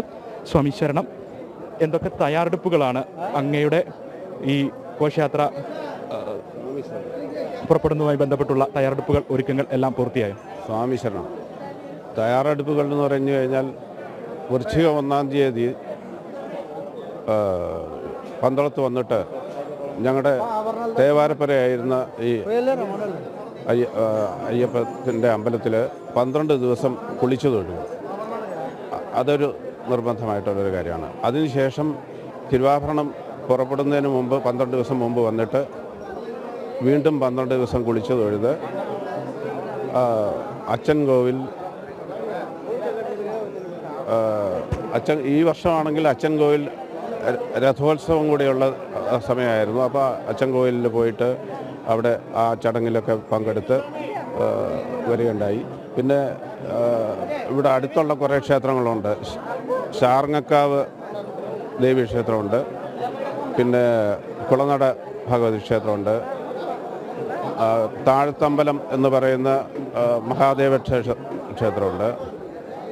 അങ്ങനെ ഇവിടെ ലോക്കലായിട്ടുള്ള എല്ലാ ക്ഷേത്രങ്ങളിലും പിന്നെ ദിവസവും ഇവിടെ കാലത്ത് കുളിച്ച് തൊഴുത് അയ്യപ്പനെ തൊഴുത ശേഷം തിരുവാഭരണം തൊഴുകും. അതിനുശേഷം ഇവിടെ 2 തേവാരപ്പരയുണ്ട് ഞങ്ങൾക്ക്. ആ 2 തേവാരപ്പരകളിലും തൊഴുത് അങ്ങനെ നമുക്ക് പ്രത്യേകിച്ച് വ്രതമൊന്നുമില്ല. ഈ കുളിച്ചു തൊഴുത് ഭഗവാനെ പ്രാർത്ഥിച്ചിട്ടാണ് പോകുന്നത്. കൊട്ടാരവുമായി ബന്ധപ്പെട്ടുള്ള ഒരുക്കങ്ങളെല്ലാം പൂർത്തിയായോ? തയ്യാറെടുപ്പുകളെല്ലാം? കൊട്ടാരത്തിൽ ഒരു കമ്മിറ്റിയുണ്ട്, നിർവാഹക സംഘം എന്ന് അറിയപ്പെടുന്ന ഒരു കമ്മിറ്റിയുണ്ട്. അപ്പോൾ അതായത് മാനേജിങ് കമ്മിറ്റി അവരാണ് എല്ലാ കാര്യങ്ങളും ഇതിൻ്റെ കോർഡിനേറ്റ് ചെയ്യുന്നത്. അതെല്ലാ കാര്യങ്ങളും ഭംഗിയായിട്ട് അവർ ചെയ്യുന്നുണ്ട്. അപ്പോൾ ആ കാര്യങ്ങളൊക്കെ എല്ലാം പൂർത്തിയായിട്ടുണ്ട്. തിരുവാഭരണ ഘോഷയാത്രയുമായി ബന്ധപ്പെട്ട ഏറ്റവും പരമസ്ഥാനീയനായ അങ്ങാണ്. അപ്പോൾ അങ്ങ് പടിയിറങ്ങുന്നതോടെയാണ് 20-ാം തീയതി ശബരിമല നട പൂർത്തിയാക്കുന്നത്. ഇത് ഘോഷയാത്രയോടൊപ്പം തന്നെ അനുഗമിച്ച് അങ്ങ് ശബരിമല സന്നിധാനത്ത് അയ്യപ്പ സന്നിധിയിലേക്ക് എത്തിയതിനു ശേഷം അവിടെയുള്ള പ്രധാനപ്പെട്ട ചടങ്ങുകൾ മറ്റു കാര്യങ്ങളൊക്കെ എങ്ങനെ? ഇവിടുന്ന് 12-ാം തീയതി, അതായത് ധനു 28-ന് പുറപ്പെട്ടു കഴിഞ്ഞാൽ പല്ലക്കിലേറി അടുത്ത അമ്പലത്തിൻ്റെ അടുത്ത് വരെ പോകും. അത് കഴിഞ്ഞ് വലിയ തമ്പുരാട്ടിയുടെ അനുഗ്രഹം വാങ്ങി അവിടുന്ന് വാൾ വാങ്ങിച്ച് ആണ് പുറപ്പെടുന്നത്. അപ്പോൾ അമ്പലത്തിൽ ഇവിടുന്ന് പുറപ്പെടുന്നതിന് മുമ്പ് തന്നെ ഇവിടെ അയ്യപ്പ ക്ഷേത്രത്തിൽ പൂജകളും ഇതെല്ലാം കഴിഞ്ഞിട്ട് വലിയ തമ്പുരാൻ്റെ കയ്യിൽ നിന്ന് വാൾ വാങ്ങിച്ചാണ് യാത്ര തിരിക്കുന്നത് തന്നെ. അത് കഴിഞ്ഞ് പല്ലക്കിൽ അവിടെ എത്തിയ ശേഷം ഈ അടുത്ത് ഞാൻ പറഞ്ഞില്ല, ആ അമ്പലത്തിൻ്റെ അടുത്ത് വരെ എത്തിയ ശേഷം വലിയ തമ്പുരാട്ടിയെ പോയി കൊട്ടാരത്തിൽ പോയിട്ട് കണ്ട് അവിടുന്ന് ഭസ്മവും ഇതെല്ലാം വാങ്ങിച്ചിട്ട് അനുഗ്രഹവും വാങ്ങിച്ചിട്ടാണ് പോകുന്നത്. അവിടെ ചെന്ന് കഴിഞ്ഞാൽ ശബരിമല എത്തിക്കഴിഞ്ഞാൽ തന്ത്രിയും മേൽശാന്തിയോ വന്നിട്ട് 18-ാം പടി നമ്മളെ കാല് കഴുകി മാലയിട്ട് മുകളിലേക്ക് കൊണ്ടുപോകും. പിന്നെ അവിടുത്തെ നടക്കുന്ന ചടങ്ങുകൾ എല്ലാം നമ്മുടെ ഒരു സാന്നിധ്യത്തിലാണ് നടക്കുന്നത്. ഇതൊക്കെ ഒരു ഭഗവാന്റെ ഒരു അനുഗ്രഹം എന്നേ ഞാൻ കാണുന്നുള്ളൂ. ഈ കൊട്ടാരത്തിൽ ജനിച്ച കാരണം മാത്രം കിട്ടുന്നൊരു മഹാഭാഗ്യമായിട്ടാണ്. അതെ. അത് കഴിഞ്ഞ് അവിടുത്തെ ചടങ്ങുകളെല്ലാം കഴിഞ്ഞ് 20-ാം തീയതി ആണ് ശബരിമല നടയടച്ച് അതിൻ്റെ താക്കോൽ ഒരു പണക്കിഴിയുമായിട്ട് നമുക്ക് തരും, രാജപ്രതിനിധിക്ക് തരും. ആ രാജപ്രതിനിധി അത് തിരിച്ച് കൊടുത്ത് അടുത്ത വർഷത്തെ ചെലവിനുള്ള ഇത് പണം എന്ന് പറഞ്ഞിട്ട് പണക്കിഴിയും കൊടുക്കും, ആ താക്കോലും തിരിച്ചു കൊടുക്കുകയാണ്. അപ്പം നട അടച്ച് താക്കോല് വാങ്ങിക്കുന്ന രാജപ്രതിനിധിയാണ്. വലിയ തിരക്കും അനുഭവപ്പെടുന്നുണ്ട്. ഈ മണ്ഡലകാലത്ത് അഭൂതപൂർവ്വമായിട്ടുള്ള തിരക്കാണ് കഴിഞ്ഞ ദിവസങ്ങളിലെല്ലാം പന്തളത്ത് അനുഭവപ്പെട്ടത്. നല്ല തിരക്കുണ്ട്. ഈ വർഷം എല്ലാം കൊണ്ടും ഒരു വളരെ തെളിഞ്ഞ അന്തരീക്ഷമായിട്ട് കാണുന്നു. ഭഗവാന്റെ ഒരു കൃപ അത് ആ വലിയൊരു അനുഗ്രഹം ലഭിച്ചതിൻ്റെ സന്തോഷമാണ് ഇപ്പോഴുള്ളത് അല്ലേ? ആ ആനന്ദ നിവൃത്തിയിലാണ് സംസാരിക്കുന്നത്. അത് ആ ഒരു സന്തോഷത്തിലാണ്. അപ്പം നാളെ ഇത് പുറപ്പെട്ടു കഴിഞ്ഞാൽ അവിടെ ഒരു വിഘ്നങ്ങളും ഇല്ലാതെ അവിടെ ചെന്ന് തൊഴാൻ പറ്റുക, അവിടെ എല്ലാ കാര്യങ്ങളും ഭംഗിയാക്കി ചെയ്യാൻ പറ്റുക, അതാണ് ആഗ്രഹം. ഇപ്പോൾ വരുന്ന ഭക്തജനങ്ങൾക്ക് പന്തളം രാജപ്രതിനിധിയെ സന്ദർശിക്കുന്നതിനുള്ള അല്ലെങ്കിൽ ഭസ്മം നൽകി അവരെ അനുഗ്രഹിക്കുന്നതിനുള്ള തയ്യാറെടുപ്പുകളുണ്ട്, അങ്ങനെയുണ്ട്? ഇവിടെ ഇരുന്നിട്ട് ഇന്നലെ വരെ ഞാനിവിടെ ഇരുന്ന് ഭസ്മം കൊടുക്കുന്നുണ്ടായിരുന്നു. ഒരു 1-ാം തീയതി ഞാൻ പറഞ്ഞില്ലേ, ധനു 28-ന് മുമ്പുള്ള 12 ദിവസം ഇതിലൊരു 10 ദിവസം ഞാനിവിടെ ഇരുന്ന് ഭസ്മം ഒക്കെ കൊടുക്കും. നാളെ രാവിലെ 5 മണിയോട് കൂടിയാണ് ക്ഷേത്രത്തിന് മുൻപിലുള്ള ദർശനം. 4 മണി കഴിയുമ്പോഴത്തേക്ക് അവിടുന്ന് തിരുവാഭരണം എടുത്ത് 5 മണിക്ക് ആണ് ദർശനം തുടങ്ങുന്നത്. ആൾക്കാർക്ക് പൊതുജനങ്ങൾക്കുള്ള ദർശനം 5 മണിക്ക്. 12:45 കൂടിയാണ് നമ്മുടെ സ്വീകരണം. രാജപ്രതിനിധിയുടെയും മറ്റു സ്വീകരണങ്ങളും കാര്യങ്ങളും ചടങ്ങുകളൊക്കെ തുടങ്ങുന്നത് ഏത് സമയം? ഒരു 11 മണി കഴിയുമ്പോഴത്തേക്ക് അമ്പലത്തിലേക്ക് കൊണ്ടുവരും. വലിയ തമ്പുരാനെയും രാജപ്രതിനിധിയെയും അമ്പലത്തിലേക്ക് കൊണ്ടുവരും. കഴിഞ്ഞ് അവിടെ ഇരുന്നിട്ട് ആ ചടങ്ങുകളെല്ലാം ശേഷം 12 മണിയോടുകൂടി പൊതുജനങ്ങൾക്കുള്ള ദർശനം ഇത് അവസാനിക്കും. അത് കഴിഞ്ഞ് അകത്ത് ഉള്ള പൂജകളൊക്കെ കഴിഞ്ഞ് ശബരിമലയ്ക്ക് പുറപ്പെടും. വളരെ നന്ദി നമ്മുടെ ഈ സമയം സംസാരിച്ചതിന്. ആ ഒരു ആനന്ദ നിർവൃത്തിയോടുകൂടി പന്തളം രാജസ്ഥാനിയനായിട്ട് ഈ തിരുവാഭരണ ഘോഷയാത്രയ്ക്ക് കാർമ്മികത്വം വഹിച്ചുകൊണ്ട് പോകുന്നതിനുള്ള ആ ആനന്ദ നിർവൃത്തിയോടുകൂടിയാണ് തൃക്കേട്ടനാൾ രാജരാജവർമ്മ തമ്പുരാൻ ഇപ്പോൾ ജനം ടി വിയോട് സംസാരിച്ചത്. എല്ലാ ഒരുക്കങ്ങളും പൂർത്തിയായിട്ടുണ്ട് എന്ന് അദ്ദേഹം അറിയിക്കുന്നുണ്ട്. കൊട്ടാരവുമായി ബന്ധപ്പെട്ട് ഉള്ള എല്ലാ തയ്യാറെടുപ്പുകളും പൂർത്തിയായിരിക്കുകയാണ്. ഇനി ഇവിടേക്ക് എത്തുന്ന ഭക്തജനങ്ങളെ സ്വീകരിക്കുന്നതിനുള്ള മറ്റ് ക്രമീകരണങ്ങളും ഒരുക്കങ്ങളും ഗതാഗത നിയന്ത്രണം അടക്കമുള്ള കാര്യങ്ങൾ പോലീസിന്റെ ഭാഗത്തു നിന്നും പന്തളത്ത് പുരോഗമിച്ചിട്ടുമുണ്ട്. എന്തായാലും ഭക്തജനത്തിരക്ക് തുടരുകയാണ്. 83 കിലോമീറ്ററാണ് പന്തളത്തിൽ നിന്നും ശബരിമലയിലേക്കുള്ള തിരുവാഭരണ പാത. ഈ പാതകളിലെല്ലാം വിവിധ ഭാഗങ്ങളിൽ ഭവനങ്ങളിലും ക്ഷേത്രങ്ങളിലും മറ്റ് സംഘടനകളുടെയും എല്ലാം നേതൃത്വത്തിലുള്ള തയ്യാറെടുപ്പുകൾ, ഒരുക്കങ്ങൾ, സ്വീകരണങ്ങൾ എല്ലാം ഉണ്ടാകും. 11 ഇടത്താണ് ഈ തിരുവാഭരണ പെട്ടി തുറന്ന് ഭക്തജനങ്ങൾക്ക് അത് ദർശിക്കുന്നതിനുള്ള, തിരുവാഭരണം ദർശിക്കുന്നതിനുള്ള സൗകര്യവും ഉള്ളത്. കുളനട ഭഗവതി ക്ഷേത്രം, ഉളന്നൂർ ദേവീക്ഷേത്രം, കുറിയാനപ്പള്ളി ദേവീക്ഷേത്രം, പാമ്പാടിമൺ അയ്യപ്പ ക്ഷേത്രം, അയിരൂർ പുതിയകാവ് ദേവീക്ഷേത്രം, തിരുവാഭരണപ്പാറ, ഇടക്കുളം അയ്യപ്പ ക്ഷേത്രം, വടശ്ശേരിക്കര ചെറുകാവ് ദേവീക്ഷേത്രം, പ്രയാർ മഹാവിഷ്ണു ക്ഷേത്രം, കൊട്ടാരത്തിൽ ശ്രീരാജ ജയശ്രീ മണ്ഡപം, ലാഹ വനംവകുപ്പ് സത്രം എന്നിങ്ങനെ 11 സ്ഥലങ്ങളിൽ ഭക്തജനങ്ങൾക്ക് തിരുവാഭരണം ദർശിക്കുന്നതിനുള്ള സൗകര്യമുണ്ടാകും. ഈ ഭാഗങ്ങളിലെല്ലാം വലിയ തിരുവാഭരണ ദർശനത്തിനായി പന്തളം ക്ഷേത്രത്തിൽ വലിയ തിരക്ക് തന്നെയാണ് അനുഭവപ്പെടുന്നത്. ഇനി 3 ദിവസം മാത്രമേ ഉള്ളൂ മകരവിളക്കിന്. അതിനു വേണ്ടിയിട്ടുള്ള തയ്യാറെടുപ്പുകളെല്ലാം തന്നെ അമ്പലപ്പുഴ ആലങ്ങാട് പേട്ടതുള്ളൽ സംഘത്തിനൊപ്പം ഞങ്ങളുടെ പ്രതിനിധി എം മനോജ് ഉണ്ട്. മനോജ്, ഒരു ആവേശ കാഴ്ച തന്നെ, ഒരു ആത്മീയ കാഴ്ച തന്നെയാണ് അവിടെയും കാണാൻ സാധിക്കുന്നത്. കാരണം അയ്യപ്പൻ്റെ പിതൃസ്ഥാനീയരായിട്ടാണ് അമ്പലപ്പുഴ ആലങ്ങാട് പേട്ടതുള്ളൽ സംഘത്തെ കാണുന്നത് പോലും.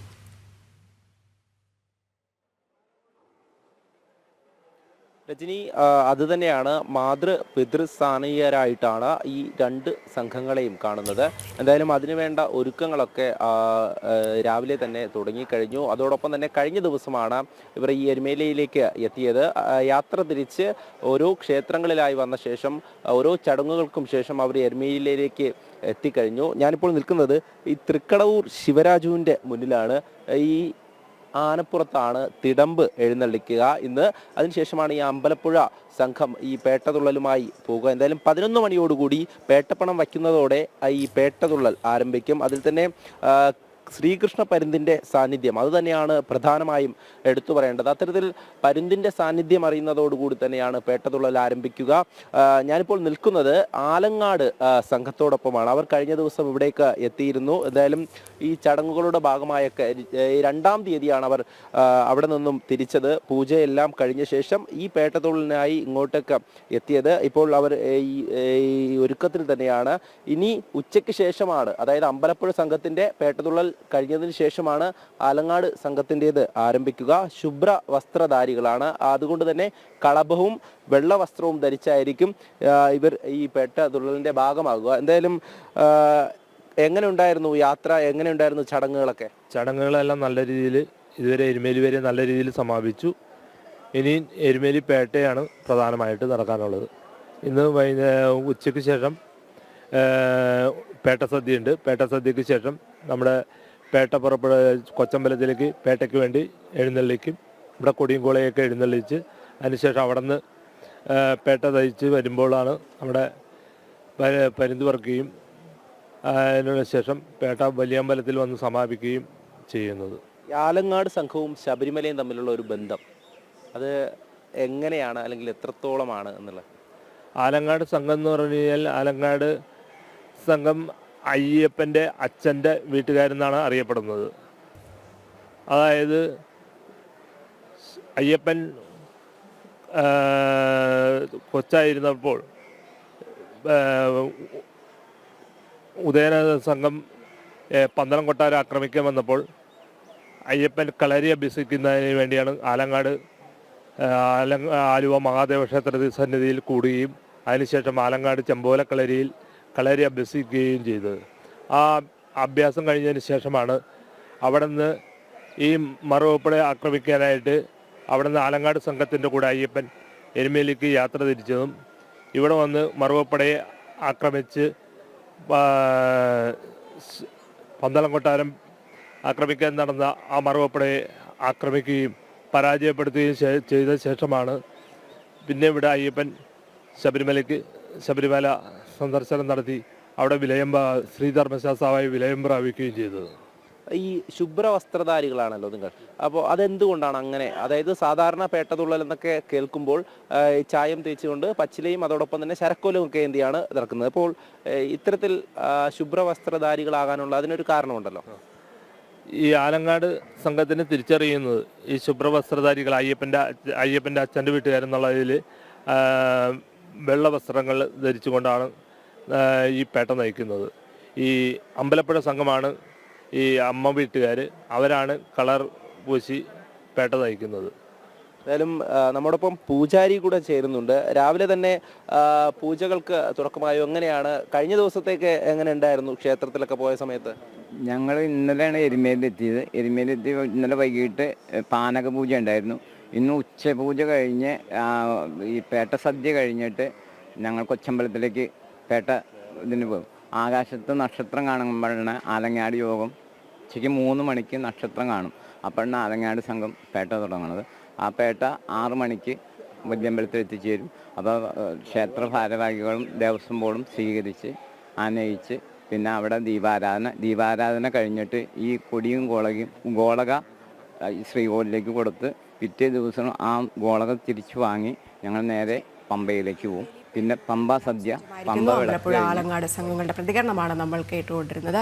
മറ്റു വാർത്തകളിൽ കൂടി പോകാനുണ്ട്. ദുഃഖകരമായ ഒരു വാർത്ത തന്നെയാണ് കേരളത്തെ സംബന്ധിച്ചിടത്തോളം, ഒപ്പം സംഗീത ലോകത്തെ സംബന്ധിച്ചിടത്തോളം. അതിലേക്കാണ് പോകുന്നത്. ഭാവഗായകന് വിട.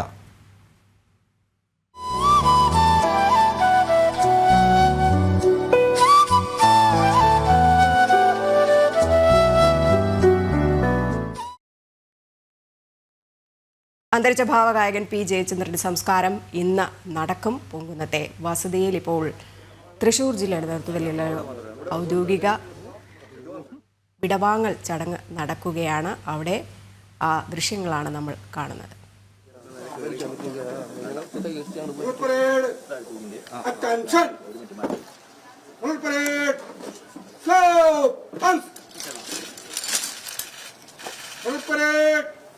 Listen!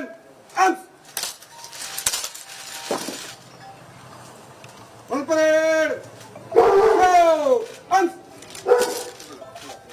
parade! Order! On!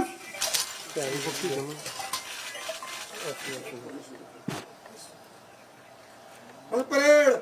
Break those!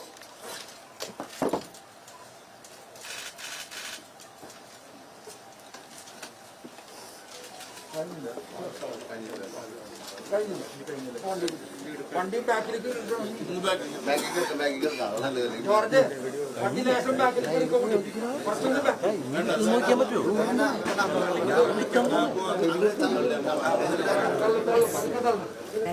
ഔദ്യോഗികമായ ഗാർഡ് ഓഫ് ഓണർ നൽകി കഴിഞ്ഞിരിക്കുന്നു ഭാവഗായകൻ പി ജയചന്ദ്രന്. വസതിയിൽ നിന്നും ഇരിങ്ങാലക്കുടയിലേക്കാണ് കൊണ്ടുപോകുന്നത്. അവിടെ പൊതുദർശനമടക്കമുണ്ടാകും. മിനിഞ്ഞാന്ന് രാത്രിയാണ് ഈ വിയോഗം ഉണ്ടായത്. പാട്ടുകളുടെ ഋതുഭേദങ്ങളുടെ പാട്ടുകൾ മലയാളിക്ക് സമ്മാനിച്ച ഭാവഗായകൻ വിടവാങ്ങിയത് ഏറെ വേദനയോടെയാണ് സംഗീത ലോകം അതിനെ നോക്കുന്നതെന്ന് തന്നെ പറയാം. ഇന്നലെ അവസാനമായി കാണാൻ അദ്ദേഹത്തിൻ്റെ ഇന്നലെ മന്ത്രിമാരടക്കമുള്ളവർ ഇപ്പോൾ തൃശ്ശൂരിൽ ഉണ്ട്. പി ആനന്ദ് ചേരുന്നുണ്ട്. ആനന്ദ്, നമ്മൾ കണ്ടതാണ് ഇന്നലെ സംഗീത നാടക അക്കാദമി ഹാളിൽ പൊതുദർശനത്തിനുണ്ടായിരുന്നപ്പോൾ അദ്ദേഹത്തെ ഒരു നോക്ക് കാണുന്നതിന് വേണ്ടി വലിയൊരു ജനത്തിരക്ക് തന്നെ കാണാൻ കഴിഞ്ഞു. ഇപ്പോൾ പൂങ്കുന്നത്തെ അദ്ദേഹത്തിൻ്റെ വസതിയിൽ നിന്നും ഇരിങ്ങാലക്കുടയിലെ സ്കൂളിലേക്ക് വിലാപയാത്രയായിട്ട് കൊണ്ടുപോവുകയാണ്. ഗാർഡ് ഓഫ് ഓണറൊക്കെ തന്നെ നൽകിക്കഴിഞ്ഞു. എത്ര സമയമായിരിക്കും ഇരിങ്ങാലക്കുട സ്കൂളിൽ പൊതുദർശനം ഉണ്ടാവുക? വികാരഭരിതമായ ഒരു നിമിഷം തന്നെയല്ലേ ഇപ്പോൾ? ജയചന്ദ്രനെ തൃശ്ശൂർ അതിന്റെ എല്ലാ ഔദ്യോഗിക ബഹുമതികളോടും കൂടെ തന്നെ യാത്രയാക്കിയിരിക്കുന്ന ദൃശ്യങ്ങളാണ് കാണുന്നത്. സംസ്ഥാന സർക്കാരിന്റെ പ്രതിനിധിയായി മന്ത്രി പി രാജനുണ്ട്. ജില്ലാ ഭരണകൂടത്തിന്റെ പ്രതിനിധിയായി കളക്ടർ അർജുൻ പാണ്ഡ്യയുണ്ട്. എന്നാലും അദ്ദേഹത്തിന് ജില്ലാ ഭരണകൂടം ഇപ്പോൾ ഔദ്യോഗിക ബഹുമതികളുടെ ഗാർഡ് ഓഫ് ഓണർ നൽകി അദ്ദേഹത്തിന്റെ വസതിയിൽ നിന്നും ആംബുലൻസിലേക്ക് കയറ്റുകയാണ്. ആ ദൃശ്യങ്ങളാണ് നമ്മൾ കാണുന്നത്. അല്പസമയത്തിനകം തന്നെ യാത്ര ആരംഭിക്കും. തുടർന്ന് ഇരിങ്ങാലക്കുട നാഷണൽ ഹയർ സെക്കൻഡറി സ്കൂളിലായിരിക്കും അദ്ദേഹത്തിന് പൊതുദർശനം ഉണ്ടായിരിക്കുക. അരമണിക്കൂറോളം സമയം ഉണ്ടാകുമെന്നാണ് അറിയിച്ചിട്ടുള്ളത്. അദ്ദേഹം പഠിച്ച സ്കൂളാണ്. ആ നാട്ടുകാരുടെയും അവിടുത്തെ പൗരസമിതിയുടെ എല്ലാം ആവശ്യപ്രകാരമാണ് സ്കൂളിലും കൂടി പൊതുദർശനത്തിന് വെക്കാനുള്ള ഒരു തീരുമാനമായത്. എന്തായാലും മിനിസ്റ്റർ ബിന്ദു ടീച്ചർ, ബിന്ദു ഉന്നത വിദ്യാഭ്യാസ മന്ത്രി ബിന്ദു അടക്കമുള്ളവരുണ്ട്. എന്തായാലും അതിനുശേഷം നേരെ പറവൂരിലെ അദ്ദേഹത്തിന്റെ തറവാട്ട് വീട്ടിലേക്ക്, ചേന്ദമംഗലത്തെ പാലിയത്ത് തറവാട്ട് വീട്ടിലായിരിക്കും സംസ്കാര ചടങ്ങ് നടക്കുന്നത്. പരമാവധി 3 മണിയോട് കൂടി തന്നെ 3 മണിക്ക് ശേഷം വൈകാതെ സംസ്കാര ചടങ്ങ് നടത്താനുള്ള ഒരു തീരുമാനമാണ് ഉള്ളത്. എന്തായാലും ഇന്നലെ തന്നെ, അതായത്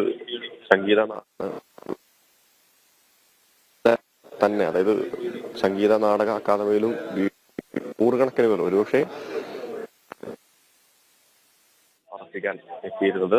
മമ്മൂട്ടി ഉൾപ്പെടെയുള്ള സിനിമാ നടന്മാരും, മമ്മൂട്ടി, ബിജു മേനോൻ, അതുപോലെ തന്നെ സംഗീത മേഖലയിലെ പ്രഗത്ഭരും സംഗീത സംവിധായകരും ഗായകരും അടങ്ങുന്ന വലിയൊരു വിഭാഗം തന്നെ, സമൂഹത്തിന്റെ നാനാവിഭാഗങ്ങളിൽ നിന്നുള്ള, നാനാ തുറകളിൽ നിന്നുള്ള മനുഷ്യർ എത്തി അദ്ദേഹത്തിന് മലയാളത്തിന്റെ സ്വന്തം ഭാവഗായകനെ വിട നൽകിയിരുന്നു. എന്തായാലും ഇപ്പോൾ അല്പസമയത്തിനകം തന്നെ ഇവിടെ നിന്ന് അദ്ദേഹത്തിന്റെ വസതിയിൽ നിന്ന് യാത്രയാകും. തുടർന്ന് ഇരിഞ്ഞാലക്കുട നാഷണൽ ഹയർ സെക്കൻഡറി സ്കൂളിൽ, അദ്ദേഹം പഠിച്ച സ്കൂളിലേക്കായിരിക്കും മൃതദേഹം വിലാപയാത്രയായി പോകുന്നത്. തുടർന്ന് ഏതാണ്ട് അരമണിക്കൂറോളം സ്കൂളിൽ പൊതുദർശനത്തിന് വെച്ച ശേഷം നേരെ എറണാകുളം പറവൂരുള്ള ചേന്ദമംഗലത്തെ പാലിയത്ത് തറവാട്ടിലായിരിക്കും സംസ്കാര ചടങ്ങുകൾ നടക്കുന്നത്.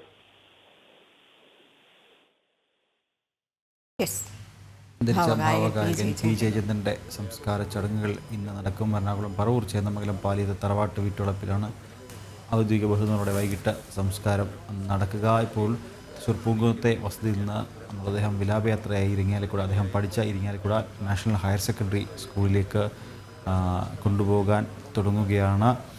അല്പം മുമ്പ് ജില്ലാ ഭരണകൂടത്തിൻ്റെ വക ഔദ്യോഗിക ബഹുമതികൾ ഗാർഡ് ഓഫ് ഓണർ നൽകിയിരുന്നു. സർക്കാരിന് പ്രതിനിധിയായി മന്ത്രി കെ രാജൻ, തന്നെ ബിന്ദു അടക്കമുള്ളവർ അവിടെ ഉണ്ട്.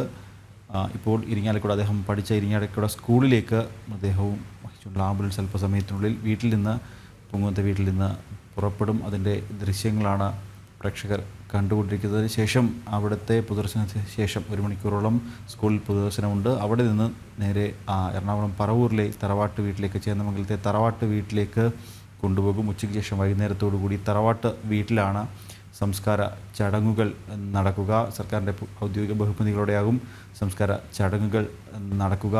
കഴിഞ്ഞ ദിവസം മിനിഞ്ഞാന്ന് വൈകുന്നേരം രാത്രിയോടുകൂടിയാണ് പി ജയചന്ദ്രൻ ലോകത്തോട് വിട പറയുന്നത്.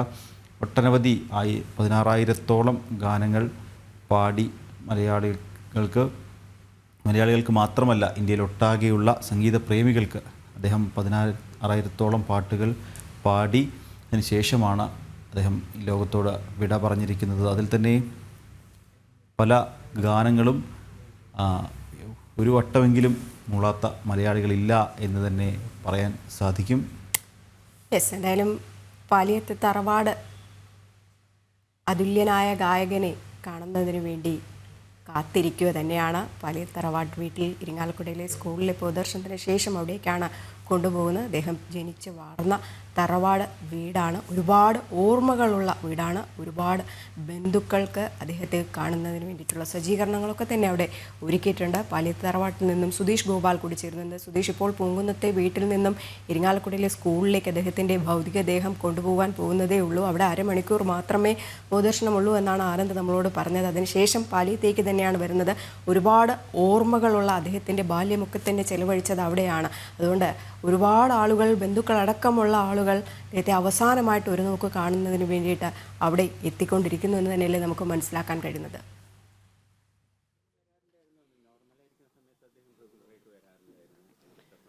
രജനി, ഇവിടെ പാലിയത്ത് തറവാട്ടിലാണ് പി ജയചന്ദ്രൻ എന്ന മലയാളത്തിൻ്റെ ഭാവഗായകൻ പിച്ച വെച്ച് വളർന്നത്. 4ാം ക്ലാസ് വിദ്യാഭ്യാസം വരെയും ഇവിടെ താമസിച്ചുകൊണ്ടായിരുന്നു പഠനം നടത്തിയിരുന്നത്. അദ്ദേഹത്തിൻ്റെ ചോറൂൺ അടക്കം നടന്നത് ഈ തറവാട്ടിലെ തെക്കിനിയിലായിരുന്നു. ആ രീതിയിൽ അദ്ദേഹത്തിന് വലിയ ആത്മബന്ധമുള്ള തറവാടാണ്. ആ തറവാടിനോട് ചേർന്നുള്ള പിതൃസ്മൃതി എന്ന പറമ്പിലാണ് അദ്ദേഹത്തിൻ്റെ സംസ്കാര ചടങ്ങുകൾ നടക്കുക.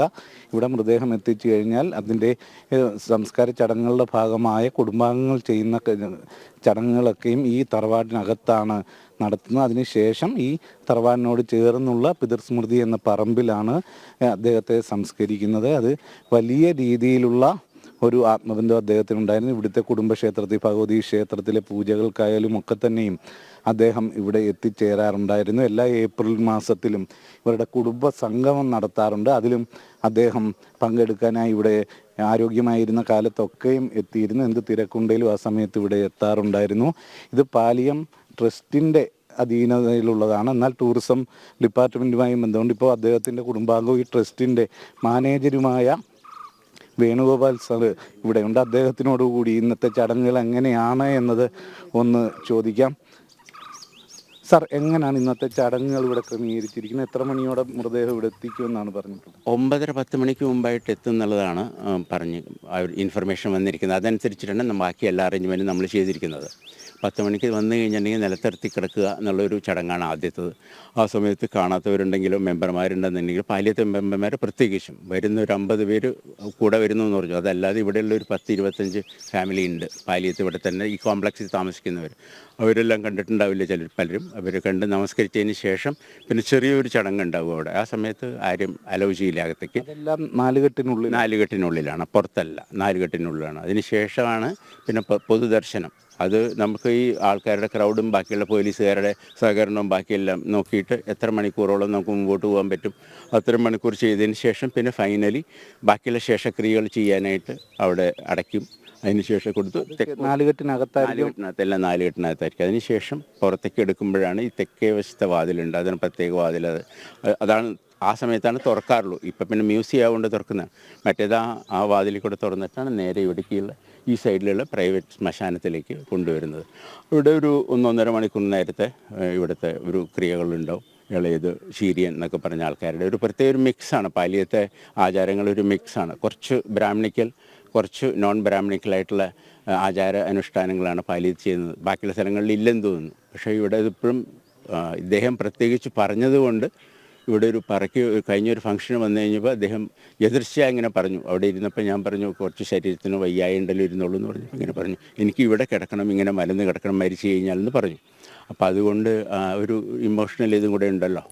അപ്പോൾ അതുകൊണ്ട് തന്നെ പിന്നെ ഇത് തീരുമാനിച്ചു. അല്ലെങ്കിൽ ഇവിടെ ഒരു സ്ഥിരമായിട്ടുള്ളൊരു സെറ്റപ്പും ആൾക്കാരും എല്ലാ സാമഗ്രികളും ഉണ്ടായിരുന്നു. ഇപ്പം അതൊന്നും ഇല്ല. ഒരു 10-30 വർഷമായിട്ട് ഇവിടെ അങ്ങനെ ഇല്ല. എല്ലാവരും പുറത്ത്, ഫാമിലി എല്ലാം പുറത്താവുന്നുണ്ട്. തൃശ്ശൂരും എറണാകുളത്തൊക്കെ ആവുന്നുണ്ട്. അദ്ദേഹത്തിൻ്റെ അമ്മയൊക്കെ ഇവിടെയാണ് സംസ്കരിക്കുന്നത്. അതെ. ഒരുമാതിരി എല്ലാവരും ഇവിടെ തന്നെയാണ്.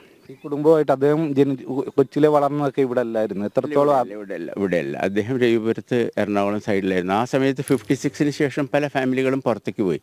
ഇവിടെ ഒരു 12 ഫാമിലികൾ മാത്രമേ ഉണ്ടായിരുന്നുള്ളൂ ബേസിക്കലി ഈ പാർട്ടീഷൻ കഴിഞ്ഞിട്ടുള്ള സമയത്ത്. അത് കഴിഞ്ഞിട്ട് എല്ലാവരും പഠിത്തത്തിനും ബാക്കിയുള്ള കാര്യത്തിനും ഉദ്യോഗാർത്ഥം ഒക്കെ ഓരോരുത്തരായിട്ട് ഓരോ സ്ഥലത്തേക്ക് ചേക്കേറിയല്ലോ. മദ്രാസ്, ബോംബെ അങ്ങനെയുള്ള സ്ഥലങ്ങൾ. ചിലർ കുറേ മിഡിൽ ഈസ്റ്റിൻ്റെ കുറച്ച് അമേരിക്ക, ഇംഗ്ലണ്ട് അങ്ങനെയുള്ള സ്ഥലങ്ങളിലൊക്കെ പോയിട്ടുണ്ട്. അപ്പോൾ അതുപോലെ തന്നെ ഇവരുടെ ഫാമിലിയും ഇരിഞ്ഞാലക്കുടയിലാണ് ഒരു പാലിയും ഒരു ബിൽഡിംഗ് ഉണ്ടായിരുന്നു. അവിടെ സെറ്റപ്പായിരുന്നു.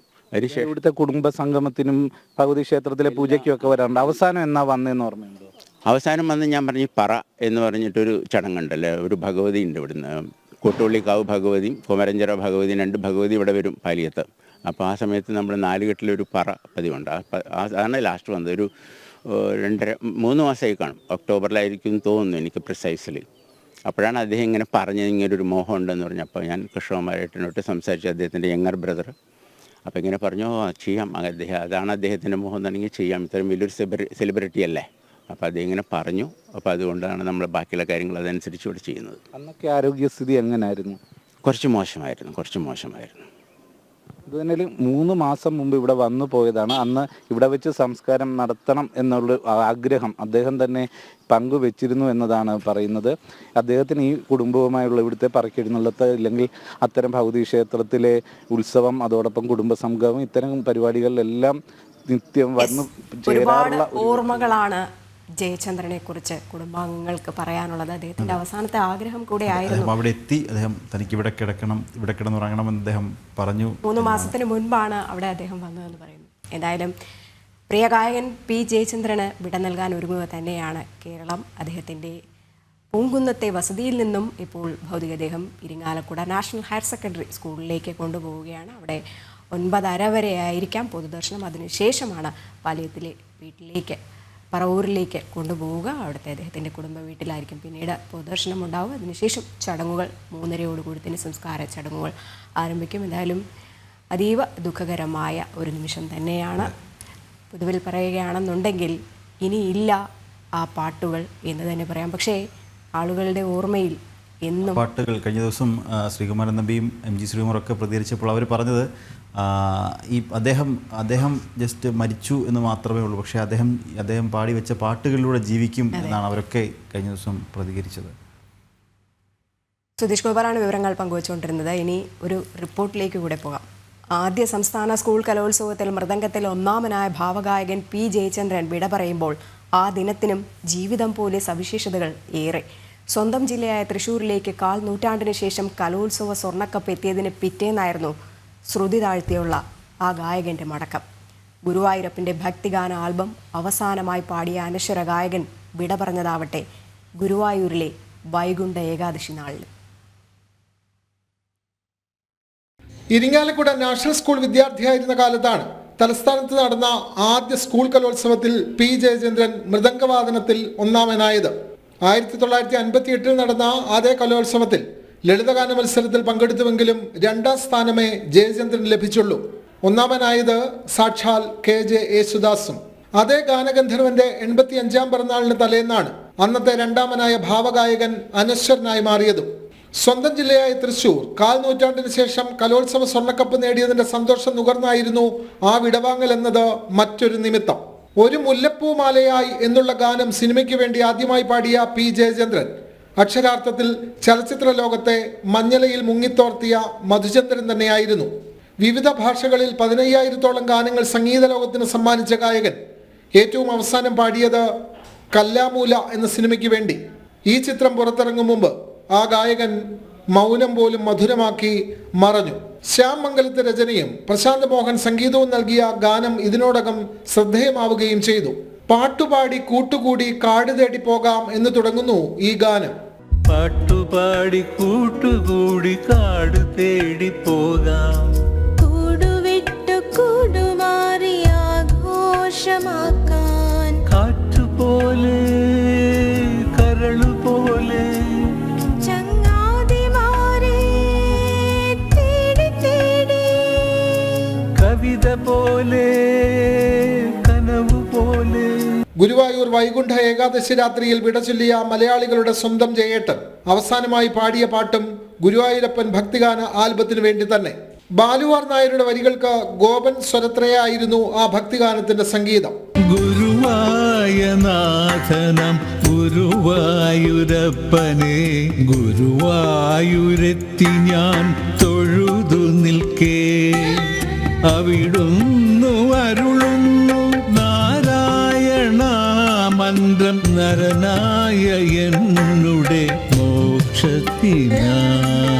മലയാള ഭാഷയുടെ മാദക ഭംഗി കാട്ടുകുറിഞ്ഞ് പൂവും ചൂടി പോകുമ്പോൾ ഗാനലോകത്തെ ഈ പൂങ്കുയിൽ ശ്രുതി താഴ്ത്തി പാടുകയായി. ന്യൂസ് ഡെസ്ക് ജനം.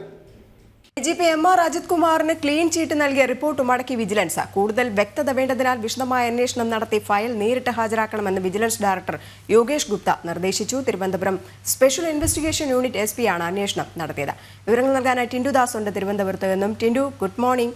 ക്ലീൻ ചീറ്റ് നൽകിയ ഒരു വാർത്ത, അത് കേരളത്തിനെ ആകെ ഞെട്ടിച്ച ഒരു സംഭവം തന്നെയായിരുന്നു. ഇപ്പോൾ ഈ റിപ്പോർട്ട് മടക്കണം അല്ലെങ്കിൽ മടക്കിയിരിക്കുകയാണ് വിജിലൻസ്. എന്തിൻ്റെ പേരിലാണ് ഇങ്ങനെ ഒരു നീക്കം വിജിലൻസ് നടത്തിയിരിക്കുന്നത്?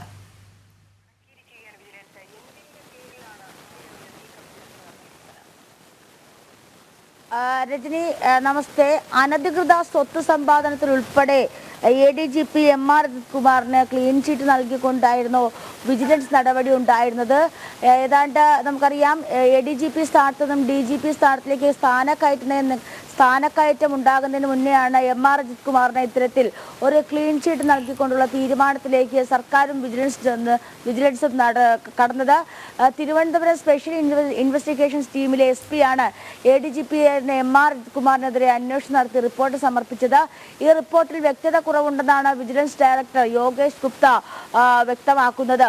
ഈ റിപ്പോർട്ട് ഒന്നുകൂടി പരിശോധിച്ച് വിശദമായ രേഖകളടക്കം വിശദമായ വിവരങ്ങളടക്കം നേരിട്ട് ഹാജരാകണമെന്നും യോഗേഷ് ഗുപ്ത അറിയിച്ചിട്ടുണ്ട്. പ്രധാനമായും 3 വിഷയങ്ങളിലാണ് MR അജിത് കുമാറിനെതിരെ ഗുരുതരമായിട്ടുള്ള ആരോപണങ്ങൾ ഉണ്ടായത്. കരിപ്പൂർ സ്വർണ്ണക്കടത്ത് കേസ്, രണ്ടാമതായിട്ട് ഈ മലപ്പുറത്ത് പോലീസ് സ്റ്റേഷനുള്ളിലെ മരം മുറിച്ച് കടത്തിയെന്ന് വരുന്ന ഒരു ആരോപണം. പിന്നീട് വന്നത് തിരുവനന്തപുരത്ത് കുറവങ്കോണത്ത് ഫ്ളാറ്റ് വാങ്ങിയതും അതോടൊപ്പം തന്നെ കവടിയാറ് വീട് നിർമ്മിച്ചതുമായി ബന്ധപ്പെട്ട് അത്തരത്തിൽ ഗുരുതരമായിട്ടുള്ള സാമ്പത്തിക ക്രമക്കേടുകളാണ് ADGP MR അജിത് കുമാറിനെതിരെ അന്വേഷണം നടത്താനായിട്ടൊരു സാഹചര്യം ഉണ്ടായത്. അതിനു മുമ്പേ തന്നെ MR അജിത് കുമാറിനെതിരെ ഉണ്ടായിട്ടുള്ള ആരോപണങ്ങൾ, തൃശൂർ പൂരവുമായി ബന്ധപ്പെട്ട ആരോപണങ്ങൾ വന്നതിന് പിന്നാലെയാണ് ഇത്തരത്തിൽ Anwar MLA കൂടിയായിട്ടുള്ള PV Anwar MR Ajith കുമാറിനെതിരെ ഗുരുതര ആരോപണങ്ങൾ കൊണ്ടുവരുന്നത്. ഈ ഗുരുതര ആരോപണങ്ങളിൽ പിന്നീട് അന്വേഷണം പ്രഖ്യാപിക്കുകയായിരുന്നു.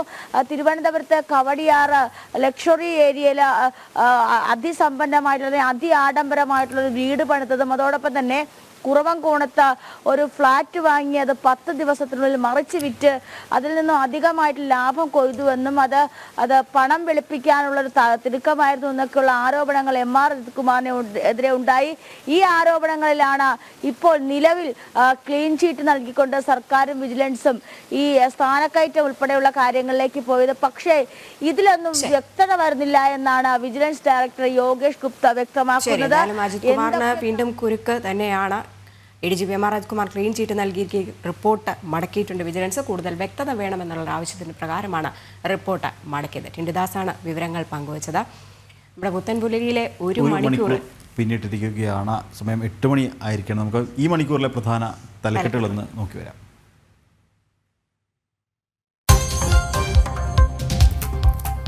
ADGP MR അജിത് കുമാറിന് ക്ലീൻ ചിറ്റ് നൽകിയ റിപ്പോർട്ട് മടക്കി വിജിലൻസ്. വിശദമായ അന്വേഷണം നടത്തി ഫയൽ നേരിട്ട് ഹാജരാക്കണമെന്ന വിജിലൻസ് ഡയറക്ടർ.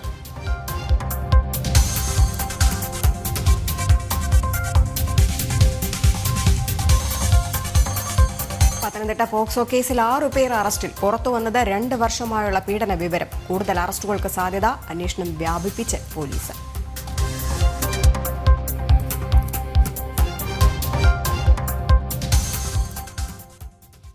പ്രിയ ഗായകൻ P ജയചന്ദ്രന് വിട നൽകാൻ കേരളം. സംസ്കാരം ഉച്ചകഴിഞ്ഞ് പറവൂർ ചേന്നമംഗലത്തെ തറവാട്ട് വീട്ടിൽ. ഇരിങ്ങാലക്കുട നാഷണൽ സ്കൂളിലേക്ക് വിലാപയാത്ര. ഓർമ്മയാകുന്നത് നിത്യഹരിത ഗാനങ്ങളുടെ ഭാവഗായകൻ.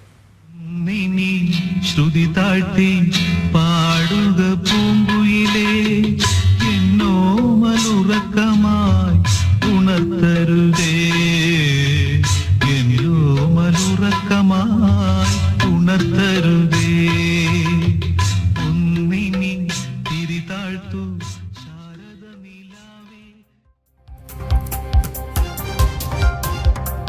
ലോസ് ആഞ്ചലസിൽ കാട്ടുതീ പടരുന്നു. ഹോളിവുഡിനെ വിഴുങ്ങി അഗ്നിഗോളങ്ങൾ. ഇതുവരെ മരിച്ചത് 11 പേർ. അന്വേഷണത്തിന് ഉത്തരവിട്ട് കാലിഫോർണിയ ഗവർണർ.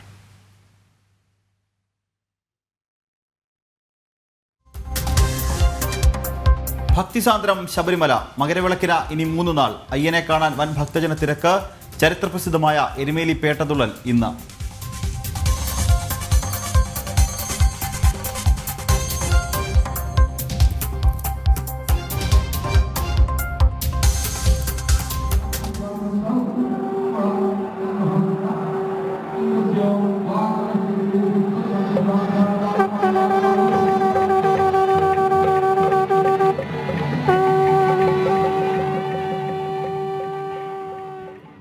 രാംലല്ലയുടെ പ്രാണപ്രതിഷ്ഠ വാർഷിക ആഘോഷത്തിനൊരുങ്ങി രാമജന്മഭൂമി. പ്രതിഷ്ഠാ ദ്വാദശി ആഘോഷങ്ങൾക്ക് ഇന്ന് തുടക്കം. അയോധ്യയിൽ വിപുലമായ പരിപാടികൾ.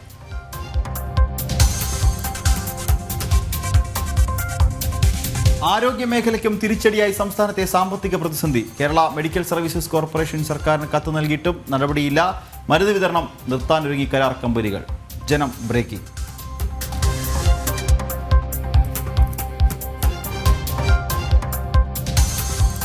Spanish super cup final el clasico പോരിന് കാത്ത് ഫുട്ബോൾ ലോകം. സ്ഥിരം വൈരികളായ ബാഴ്സ റയൽ മത്സരം രാത്രി 12:30.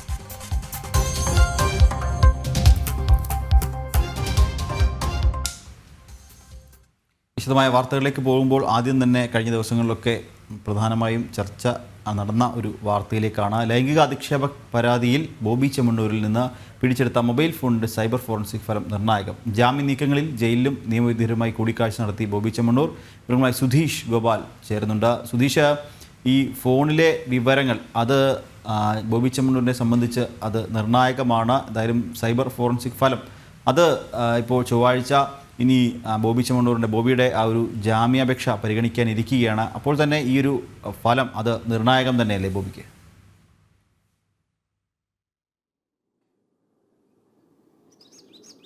നിഖിൽ, തീർച്ചയായും അത് ഏറ്റവും പ്രധാനമായ ഒരു തെളിവായി ഈ കേസിൽ മാറുന്നതാണ്. കാരണം ഇത്തരത്തിലുള്ള ഒരു അധിക്ഷേപം അത് കഴിഞ്ഞ ഓഗസ്റ്റിലാണ് കണ്ണൂർ ആലക്കോട് ഭാഗത്ത് ഇവരുടെ ഷോറൂമിൻ്റെ ഉദ്ഘാടനവുമായി ബന്ധപ്പെട്ട് നടന്നത്. അതിനുശേഷം തുടർച്ചയായി വിവിധ ഓൺലൈൻ ചാനലുകളിലായാലും അല്ലാതെ സമൂഹ മാധ്യമങ്ങളിലൂടെയൊക്കെ നടത്തിയ അധിക്ഷേപങ്ങളുടെ തെളിവുകൾ അതുമായി ബന്ധപ്പെട്ട കൃത്യമായ ഡിജിറ്റൽ തെളിവുകളായി മാറുന്ന കാര്യമാണ്. അതുകൊണ്ട് തന്നെയാണ് ഇത് പോലീസും ഒരുപക്ഷെ ഈ ജാമ്യാപേക്ഷ ചൊവ്വാഴ്ച പരിഗണിക്കുമ്പോൾ അതിനുള്ളിൽ ഇതിൻ്റെ കൃത്യമായ രേഖകളാക്കി അത് നേടാൻ സാധിച്ചാൽ അതുകൂടി വെച്ചുകൊണ്ടാവും ജാമ്യാപേക്ഷ നിരസിക്കണം എന്ന ആവശ്യവുമായി പ്രോസിക്യൂഷൻ ഭാഗം മുന്നോട്ട് പോകുന്നത്.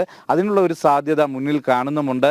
ഇന്നലെയും ജയിലിൽ കഴിയുന്ന ബോബി ചെമ്മണ്ണൂർ ഇന്നലെയും ബന്ധുക്കളുമായും അതോടൊപ്പം തന്നെ നിയമവിദഗ്ധരുമായും എല്ലാം കൂടിക്കാഴ്ച നടത്തിയിരുന്നു. അവിടെ ആ ജയിലിലെത്തിയ വിവിധ അഭിഭാഷകരും മറ്റുമായി ഏത് തരത്തിലാവണം ഇനിയും മുന്നോട്ടുള്ള നിയമ നടപടികൾ എന്നത് സംബന്ധിച്ച ആലോചനകളും മറ്റും നടത്തിയിരുന്നു എന്നതാണ് നമുക്ക് അറിയാൻ സാധിക്കുന്നത്. എന്തു തന്നെയായാലും ഇപ്പോൾ ഈ ലൈംഗിക അധിക്ഷേപവുമായി ബന്ധപ്പെട്ട പരാതിയിൽ ആ കേസിൽ റിമാൻഡിൽ കഴിയുന്ന ബോബി ചെമ്മണ്ണൂർ ഏത് വിധേന പുറത്തിറങ്ങാമെന്ന കൃത്യമായ രീതിയിലുള്ള അതിൻ്റെ നിയമോപദേശങ്ങളാണ് തേടുന്നത്. അതിൽ തന്നെയാണ് ഈ ഫോറൻസിക് ഈ സൈബർ സെല്ല് വഴി നടത്തുന്ന ഈ പരിശോധനകൾ ഫലം അത് എത്രത്തോളം പ്രതികൂലമാകും എന്ന ഒരു ആശങ്ക ബോബി ചെമ്മണ്ണൂരിനുണ്ട്. അതോടൊപ്പം തന്നെ ആ തെളിവുകൾ കൃത്യമായി ശേഖരിക്കാൻ കഴിയുമോ എന്ന ഒരു സംശയം പോലീസിന്റെ ഭാഗത്തുമുണ്ട്. അത് സംബന്ധിച്ച ഒരു കൃത്യമായ വിവരം അത് ഈ ഫലം വന്നാൽ മാത്രമേ അറിയാൻ സാധിക്കൂ. എന്തു തന്നെയായാലും ഇതിന്റെ ജാമ്യാപേക്ഷ ഹൈക്കോടതി ചൊവ്വാഴ്ചത്തേക്ക് പരിഗണിക്കാൻ മാറ്റിവെച്ചിരിക്കുകയാണ്. അതിൽ ഇരുഭാഗത്തിനും, അതായത് പോലീസിന്റെ ഭാഗത്തു നിന്നായാലും ബോബി ചെമ്മണ്ണൂരിന്റെ ഭാഗത്തു നിന്നായാലും ഏറെ നിർണായകമാകുക ഈ ഡിജിറ്റൽ തെളിവുകൾ തന്നെയാകും എന്നതാണ് വിലയിരുത്തപ്പെടുന്നതും. നിഖിൽ, ശരി സുധീഷ്. ഈ വൈദികരുടെ സംഘർഷം അവസാനിക്കുന്നില്ല. ഇന്നലെ നമ്മൾ കണ്ടതാണ് സിറോ മലബാർ സഭയിൽ. ഇന്നിപ്പോൾ എറണാകുളം ബസിലിക്കയിൽ സംഘർഷം ഉണ്ടായിട്ടുണ്ട്. അതിൽ പോലീസ് ഇടപെടൽ ഉണ്ടായി എന്നാണ് പറയുന്നത്. ഇതിനെ തുടർന്ന് വീണ്ടും സമരം കടുക്കുക തന്നെയാണ്. ബീന റാണി ഉണ്ട്. ബീന, വൈദികരുടെ നിരാഹാര സമരത്തിൽ പോലീസ് അവസാനം ഇടപെട്ടിരിക്കുന്നു. ഇപ്പോഴും സ്ഥലത്ത് സംഘർഷാവസ്ഥ തന്നെയാണോ? തീർച്ചയായും രജനി, ഏകീകൃത കുർബാനയുമായി ബന്ധപ്പെട്ട മാസങ്ങൾ അല്ലെങ്കിൽ വർഷങ്ങളായി നടക്കുന്ന സംഘർഷത്തിന്റെ തുടർച്ചയായിട്ടാണിതെന്ന് പറയാം. കഴിഞ്ഞ ദിവസം സിനഡ് നടക്കുന്ന സ്ഥലത്ത് വൈദികർ എത്തി പ്രതിഷേധം അറിയിച്ചിരുന്നു. അതായത് ഏകീകൃത കുർബാനയ്ക്കെതിരെ നിൽക്കുന്ന വൈദികർക്കെതിരെ നടപടിയുമായി സഭാ നേതൃത്വം മുന്നോട്ട് പോയിരുന്നു. ഓരോ ഇടവകയിലും വികാരികളെ നിയമിക്കുന്നത് ഇത്തരത്തിൽ ഈ വൈദികർ തടഞ്ഞിരുന്നു. കാരണം ജനാഭിമുഖ കുർബാന എന്ന നിലപാടിൽ ഇവർ ഉറച്ചു നിൽക്കുന്നതിനാൽ ഏകീകൃത കുർബാന അർപ്പിക്കാൻ എത്തിയ അഡ്മിനിസ്ട്രേറ്റർമാരെ ഒപ്പം തന്നെ വികാരിമാരെ ഇവർ തടഞ്ഞിരുന്നു. ഇതിനെതിരെ ഇവർക്കെതിരെ സഭാ നേതൃത്വം നടപടിയെടുത്തിരുന്നു. അതായത് ഇവരെ പുറത്താക്കുന്ന അടക്കമുള്ള നടപടിയെടുത്തിരുന്നു. ഇവരെ ചിലരോട് പ്രീച്ച് ഹോമിലേക്ക് മാറാനും നിർദ്ദേശിച്ചിരുന്നു. കുർബാന ിൽ നിന്ന് ഇവരെ വിലക്കിയിരുന്നു. ഇത്തരം നടപടികളെല്ലാം തുടരുന്നതിനിടെയാണ് ഇവർ കഴിഞ്ഞ ദിവസം സിനഡ് നടക്കുന്ന സഭാ ആസ്ഥാനത്ത് വൈദികർ സമരത്തിനെത്തിയത്. ഇതിനെതിരെ വീണ്ടും നടപടി വന്നിരുന്നു. നിയമ നടപടി ഇവർക്കെതിരെ സ്വീകരിക്കുമെന്ന് സഭാ നേതൃത്വം അറിയിച്ചിരുന്നു. ഈ സാഹചര്യങ്ങളെല്ലാം നിലനിൽക്കെയാണ് ഇവർക്കെതിരെ ഇപ്പോൾ പോലീസ് നടപടി ഉണ്ടായത് എന്ന് അതിന്റെ പിന്നാലെയാണ് ഇപ്പോൾ വലിയൊരു സംഘർഷം എറണാകുളം ബസലിക്കയിൽ രൂപപ്പെട്ടിട്ടുള്ളത്. എന്തായാലും ഇതുമായി ബന്ധപ്പെട്ട് സംഘർഷം തുടരുകയാണ്. പോലീസും സ്ഥലത്തുണ്ട്. ഇത്തരത്തിൽ നേതൃത്വത്തിൽ അംഗീകാരം ഇല്ലാതെയാണ് ഇത് ചെയ്തത് എന്ന് ചൂണ്ടിക്കാട്ടിയാണ് ഇത്തരത്തിൽ ഇവർ ഇന്നിപ്പോൾ അറിയാൻ കഴിയുന്നത്. ഈ പോലീസ് ഇടപെട്ടിട്ട് പോലും ഈ സമരക്കാർ പിരിഞ്ഞു പോകാനായിട്ടുള്ളൊരു തയ്യാറെടുപ്പ് അത് നടത്തുന്നില്ല എന്ന് തന്നെ പറയാം. നേരത്തെയും ഇത്തരത്തിലുള്ള സമരത്തിൽ അവർ പിന്നോട്ടില്ല എന്ന നിലപാടിൽ, അതായത് ഏകീകൃത കുർബാന നടപ്പാക്കാൻ അവർ തയ്യാറല്ല, ജനാഭിമുഖ കുർബാന മാത്രമേ അവർ അംഗീകരിക്കുകയുള്ളൂ എന്ന നിലപാടിലാണ് അവർ ആദ്യം മുതൽ തന്നെ തുടർന്നിരുന്നത്. അതിനുശേഷം ഇപ്പോൾ ഇങ്ങനെ വൈദികർക്കെതിരെ നടപടി വന്നപ്പോൾ അത് കുറച്ചുകൂടെ രൂക്ഷമായി എന്ന് മാത്രമേ ഉള്ളൂ. ഇവരെന്തായാലും ഇതിൽ നിന്ന് പിന്നോട്ട് പോകില്ല എന്ന നിലപാടിൽ തന്നെയായിരുന്നു നേരത്തെയും ഉണ്ടായിരുന്നത്. നേരത്തെയും ഇതുപോലെ 2 വർഷം മുമ്പുള്ള ക്രിസ്മസ് നാളിന് തൊട്ടു മുമ്പ് വലിയ പോലീസ് ഇടപെടലും സംഘർഷവും ഒക്കെ ഇതേ സ്ഥലത്ത് ഉണ്ടായിരുന്നു. ഇതിപ്പോൾ ജോഷി പുതുവയുടെ നേതൃത്വത്തിലുള്ള കുര്യയുടെ നിർദ്ദേശപ്രകാരമാണ് ഇത്തരത്തിൽ പോലീസ് നടപടി എന്ന് അറിയിച്ചുകൊണ്ടാണ് വിശ്വാസികളെ എല്ലാം വിളിച്ചു കൂട്ടിക്കൊണ്ടാണ് ഇത്തരത്തിൽ ഇപ്പോൾ ഒരു സംഘർഷം അവിടെ നടത്തുന്നത്. എന്തായാലും ഇത് കൂടുതൽ സംഘർഷത്തിലേക്ക് നീങ്ങുന്ന ഒരു സാഹചര്യവുമുണ്ട്. എന്തായാലും ഇതുമായി ബന്ധപ്പെട്ട് ഇവർ പിന്നോട്ട് ഇല്ല എന്ന ഒരു നിലപാടിൽ തന്നെയാണ് ഈ അൽമായ മുന്നേറ്റവും ഒപ്പം തന്നെ ഈ വൈദികരും. ശരി, പിന്നെ എറണാകുളം ബസിലിക്കയിൽ സംഘർഷമാണ്. വൈദികരുടെ നിരാഹാര സമരത്തിൽ ഇടപെട്ടിരിക്കുകയാണ് പോലീസ്. അനുനയ നീക്കങ്ങളൊക്കെ തന്നെ പോലീസ് നടത്തിയിട്ടും പിരിഞ്ഞു പോകില്ല എന്ന് തന്നെയാണ് ഇവർ പറയുന്നത്. പോലീസ് ബലം പ്രയോഗിച്ചു എന്ന് വൈദികർ ആരോപിച്ചിരുന്നു. ഇന്നലെയും സമാനമായ രീതിയിൽ പ്രതിഷേധം ഉണ്ടായിട്ടുണ്ട്. ഒരു പ്രതികരണം കൂടെ കേൾക്കാം. എന്നെ അവരെ മുറിയിൽ നിന്ന് വലിച്ചഴച്ച് ഇവിടെ വരെ എത്തിച്ചു. പോലീസ് അനീഷ് ജോയ് എന്ന CIയും കൂട്ടരുമൊക്കെയാണ് ഇത് ചെയ്തത്. അവരവിടെ നിന്ന് വലിച്ചഴിച്ച് പോലീസ് അതിക്രമമാണ് കാണിച്ചത്. ഞാൻ അവരോട് പറഞ്ഞു, ഞാനൊരു ഹാർട്ട് പേഷ്യൻ്റാണ്, 78 വയസ്സായി, എഴുന്നേക്കാൻ പറ്റില്ല. അവരെന്നെ പിടിച്ച് വലിച്ച് ഇഴച്ചാണ് കൊണ്ടുവന്നത്. ഇവിടെ വരേക്കും പോലീസുകാർ പിടിച്ച് വലിച്ച് ഇവിടെ വരെ എത്തിച്ചു. എന്നെ ശാരീരികമായിട്ട് അവരൊന്നും ചെയ്തിട്ടില്ല എങ്കിൽ പോലും എന്നെ പിടിച്ച് വലിച്ചാണ് കൊണ്ടുവന്നത്. 2 കൈകളും 2 കാലുകളും പിടിച്ച് 2 കൈമേയും കാലുമേയും പിടിച്ച് വലിച്ചഴിച്ച് അവർ വരെ കൊണ്ടുവന്നു. ആരോപിക്കുന്നത് പോലീസ് ഇക്കാര്യത്തിൽ ഇടപെട്ടു എന്നുള്ളൊരു പോലീസ് അവരെ വലിച്ചിഴച്ചു എന്നടക്കമുള്ള ആരോപണങ്ങൾ വൈദികരുടെ ഭാഗത്തുനിന്ന് ഉണ്ടാകുന്നുണ്ട്.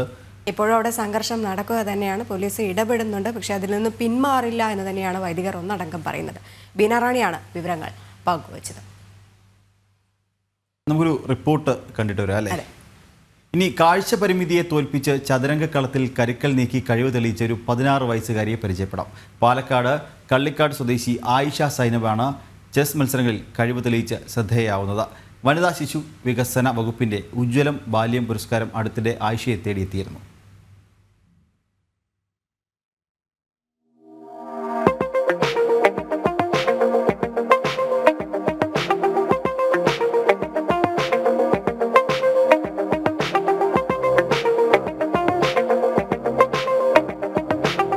ചതുരംഗപ്പലകയിൽ എതിരാളികളുടെ കരുക്കളെ കീഴ്പ്പെടുത്തി മുന്നേറുകയാണ് ആയിഷ സൈനബ് എന്ന 16-കാരി. ജന്മന 90% കാഴ്ചയില്ലാത്ത ആയിഷ തന്റെ പരിമിതികളോട് പടവെട്ടിയാണ് പോർക്കളത്തിൽ എതിരാളികളെ പരാജയപ്പെടുത്തുന്നത്.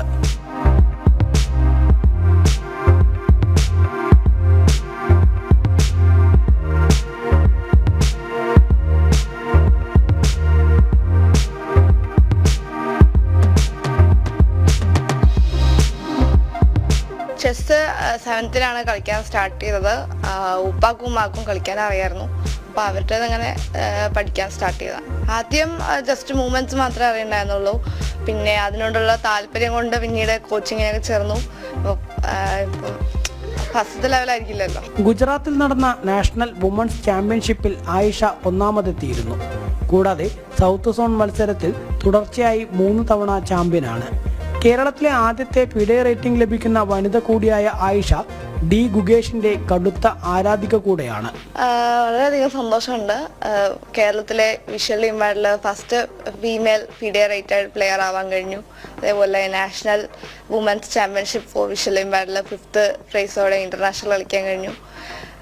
സ്കൂൾ സ്പോർട്സ് മീറ്റിൽ സ്റ്റേറ്റ് വരെ കളിക്കാൻ കഴിഞ്ഞു. അങ്ങനെ ഒരുപാട് സന്തോഷങ്ങളുള്ള നേട്ടങ്ങൾ ഉണ്ടാവാൻ കഴിഞ്ഞു. അതിന് എൻ്റെ ചെസ്സിൻ്റെ ഇമ്പ്രൂവിന് മറ്റൊരു കാരണം എൻ്റെ പാരൻസിനെ പോലെ തന്നെ Kerala chess association for the ബ്ലൈൻഡും എന്നെ വളരെയധികം സപ്പോർട്ട് ചെയ്തിട്ടുണ്ട്. അവരെല്ലാ കാര്യങ്ങളും എനിക്ക് തുടർച്ചയായി മിസ്റ്റേക്കുകളെല്ലാം പറഞ്ഞു തരാറുണ്ട്. പാരൻസും അതുപോലെ തന്നെ വളരെയധികം സപ്പോർട്ടാണ്. അവരുടെ കാരണമാണ് എനിക്ക് എല്ലാ വിജയത്തിനും കാരണം. കൊറോണ കാലത്താണ് ആയിഷ ചെസ്സുമായി അടുക്കുന്നത്.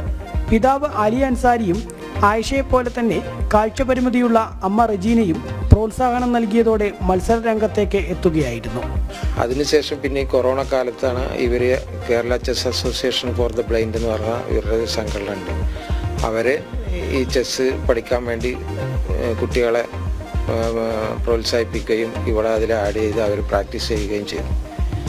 അതിൽ നിന്ന് നോക്കുമ്പോൾ അവൾക്ക് അതൊരു കുറച്ച് ഇൻട്രസ്റ്റഡ് ആയിട്ട് തോന്നിയപ്പോൾ പിന്നെ ഞങ്ങൾ ഒരു തിരുവനന്തപുരം കാസിൽ ചെസ് അക്കാദമി പറഞ്ഞിട്ട് ഒരു അക്കാദമിയിൽ 2 വർഷമായിട്ട് ഇപ്പോൾ അവരുടെ കീഴിലാണ് പരിശീലനം നടന്നത്.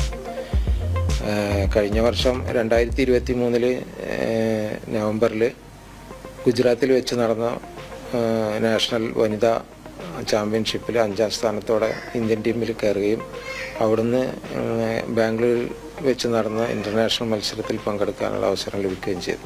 പാലക്കാട് ഗവൺമെന്റ് മോയിൻസ് സ്കൂളിലെ 10ാം ക്ലാസ് വിദ്യാർത്ഥിനി കൂടിയായ ആയിഷയ്ക്ക് കാഴ്ചപരിമിതർക്കുള്ള ദേശീയ വനിതാ ചാമ്പ്യൻഷിപ്പിൽ ഉൾപ്പെടെ പങ്കെടുക്കണമെന്നതാണ് ആഗ്രഹം. ജനം, പാലക്കാട്. രജനി, എന്തായാലും കാഴ്ചപരിമിതന്റെ പരിമിതിയെ തോൽപ്പിച്ച ആയിഷ ശ്രദ്ധേയമാവുകയാണ്. വലിയൊരു ആരാധിക കൂടിയാണ്. ഇനി മറ്റു വാർത്തകൾ നോക്കാം. സംസ്ഥാന സർക്കാരിന്റെ നിരീക്ഷണമൊക്കെ തന്നെ പാളുകയാണ്. അതിർത്തി കടന്ന് തമിഴ്നാട്ടിൽ മാലിന്യങ്ങൾ നിക്ഷേപിക്കുന്നത് ഇപ്പോഴും സജീവമായി തുടർന്നു. കഴിഞ്ഞ ദിവസം തമിഴ്നാട് സ്പെഷ്യൽ സ്ക്വാഡ് മാലിന്യം വഹിച്ച 5 വാഹനങ്ങൾ പിടികൂടിയിരുന്നു. സംഭവത്തിൽ നടപടിയെടുക്കാതിരിക്കുകയാണ് സർക്കാർ. പ്രശാന്ത് ശങ്കരമംഗലത്തുണ്ട് വിവരങ്ങളുമായിട്ട്. പ്രശാന്ത്, നമസ്തേ, ഗുഡ് മോർണിംഗ്. എന്തായാലും സംസ്ഥാന സർക്കാർ ഈ ഒരു കാര്യത്തിൽ ഒരു വിപുലമായ നീക്കങ്ങൾ, മുന്നൊരുക്കങ്ങൾ ഒക്കെ തന്നെ നടത്തിയിട്ടുണ്ടായിരുന്നു. പക്ഷെ അതൊക്കെ തന്നെ പാളുന്ന കാഴ്ചയാണ്. വീണ്ടും ഈ മാലിന്യങ്ങളൊക്കെ തന്നെ അന്യസംസ്ഥാനമായ തമിഴ്നാട്ടിലേക്ക് കൊണ്ടുപോകുന്ന ഒരു സാഹചര്യം തന്നെയാണ്. ഇതിലെന്താണ് സർക്കാർ പറയുന്നത്?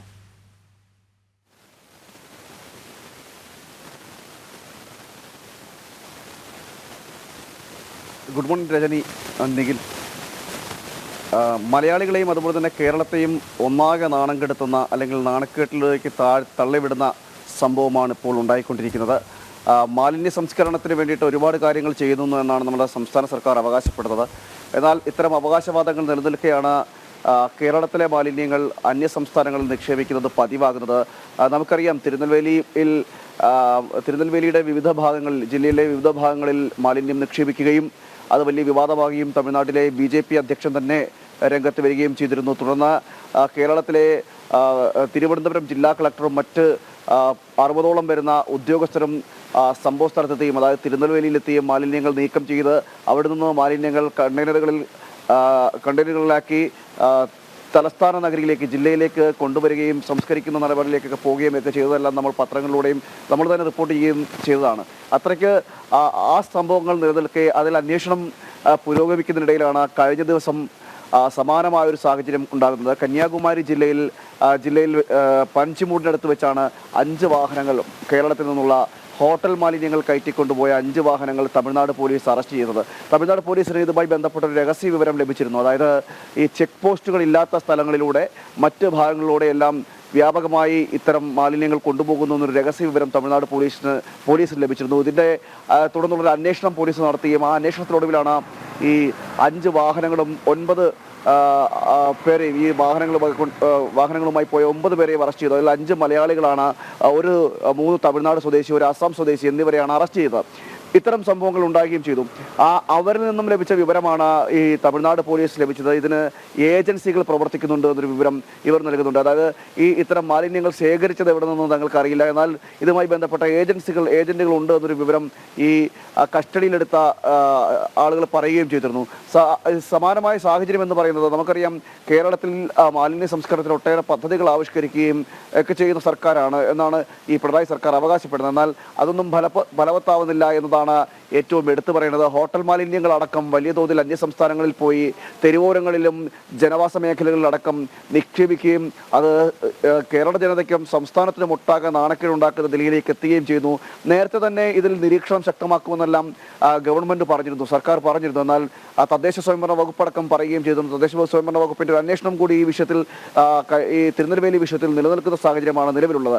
ആ സാഹചര്യത്തിലാണ് തുടർന്നും ഇവിടെ എടുത്തു പറയേണ്ട ഒരു കാര്യം, ഓരോ ബഡ്ജറ്റ് വരുമ്പോഴും ഇത്ര തുക അതെ മാലിന്യ സംസ്കരണത്തിന് വേണ്ടി നീക്കി വെക്കുന്നുണ്ട്. പക്ഷെ അതൊക്കെ തന്നെ പാളുന്ന ഒരു അവസ്ഥയാണ്. ഇത് കേരളത്തിൽ നാണക്കേടുണ്ടാക്കുന്ന ഒരു സംഭവം കൂടെ. പക്ഷെ നേരത്തെ പറഞ്ഞതുപോലെ ഇത് ആദ്യത്തെ സംഭവമല്ല. നേരത്തെ മെഡിക്കൽ വേസ്റ്റുകൾ അടക്കം തിരുനെൽവേലിയിൽ കൊണ്ട് നിക്ഷേപിക്കുന്ന വാർത്ത ജനം TV പ്രേക്ഷകരിലേക്ക് എത്തിച്ചിരുന്നു. ഇപ്പോൾ അതിന് പിന്നാലെയാണ് ഇങ്ങനെയൊരു സംഭവം കൂടി. അതും ഈ പിടിയിലായവർക്കറിയില്ല ഇത് എവിടെ നിന്നാണ് കൊണ്ടുവന്നത്, ആരാണ് ഇതിൻ്റെ ആളുകൾ എന്നൊന്നും അവർക്കറിയില്ല. ഏജന്റുമാർ വാഹനങ്ങളിലാക്കി അവരെ ഏൽപ്പിക്കുന്നു, കൃത്യമായ സ്ഥലത്ത് എത്തിക്കുന്നു. അവിടെ നിന്ന് അടുത്ത ഏജന്റുമാർ ഇത് ഏറ്റെടുത്തുകൊണ്ട് പോകുന്നു. ആ ഒരു സംഭവമാണ്. അതുകൊണ്ട് കൃത്യമായി രണ്ടാമതും ഇങ്ങനെ ഒരു സംഭവം ഉണ്ടായിട്ട് പോലും ഇതിൽ പ്രതികരിക്കാൻ പോലും സർക്കാർ തയ്യാറായിട്ടില്ല എന്നാണ്. ഇതിലൊരു അധികൃതർ പോലും തയ്യാറായിട്ടില്ല. നിഖിൽ പറഞ്ഞതുപോലെ തന്നെ ആരാണ് ഈ ഏജന്റ് എന്നുള്ളൊരു കാര്യം പോലും ഇതുവരെ വ്യക്തമാക്കിയിട്ടുമില്ല. പല ചോദ്യങ്ങൾ ഉയരുന്നുണ്ടെങ്കിലും അതിനൊക്കെ തന്നെ മൗനമാണ് സർക്കാർ തുടരുന്നത്. ഇനിയെങ്കിലും ഈ നാണക്കേട് ഒന്ന് ഒഴിവാക്കേണ്ടത്. ഈ വാർത്തകളിലേക്ക് വരുമ്പോൾ മരുന്നുകൾ വാങ്ങിയതിൻ്റെ പണം ആവശ്യപ്പെട്ട് കേരള മെഡിക്കൽ സർവീസ് കോർപ്പറേഷൻ സർക്കാരിന് കത്ത് നൽകിയിട്ടും നടപടിയില്ല. കടുത്ത സാമ്പത്തിക പ്രതിസന്ധി ആരോഗ്യ മേഖലയ്ക്കും തിരിച്ചടിയാകുന്നുണ്ട്. പണം നൽകാത്തതിനാൽ ആശുപത്രികളിലേക്കുള്ള മരുന്ന് വിതരണം പൂർണ്ണമായി നിർത്താനൊരുങ്ങുകയാണ് കമ്പനികൾ.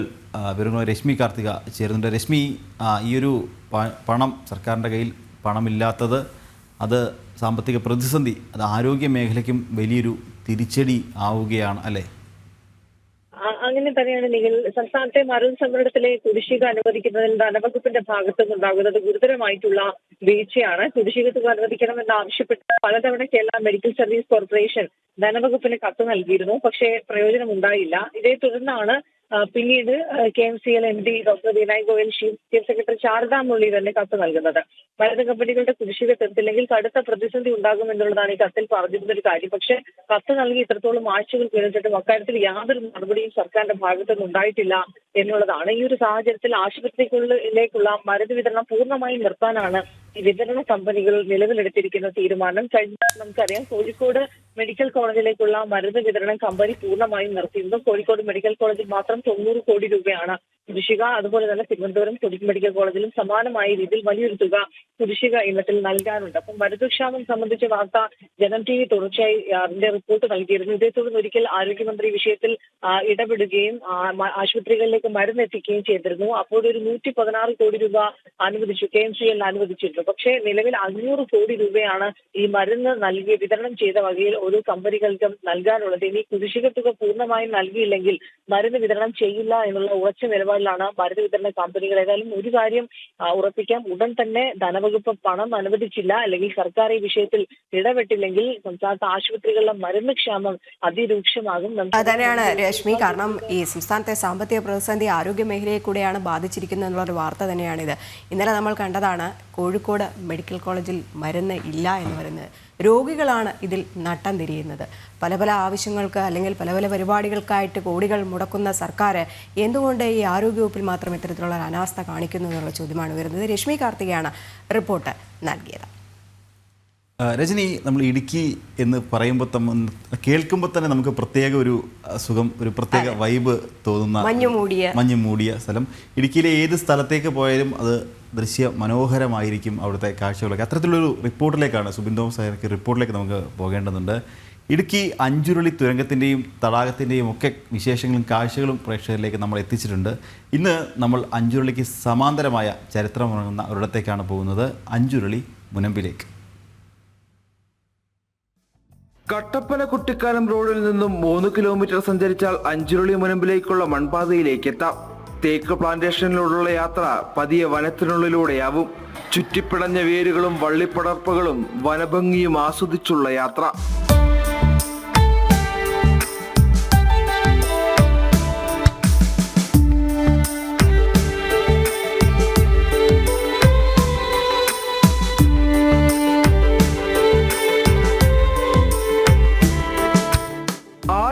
എത്തി നിൽക്കുന്നത് അഞ്ചുരുളിയുടെ ശിലായുഗ സംസ്കാരത്തെ ഓർമ്മപ്പെടുത്തുന്ന അഞ്ചുരുളിയുടെ മറ്റൊരു സൗന്ദര്യത്തിലേക്കാണ്.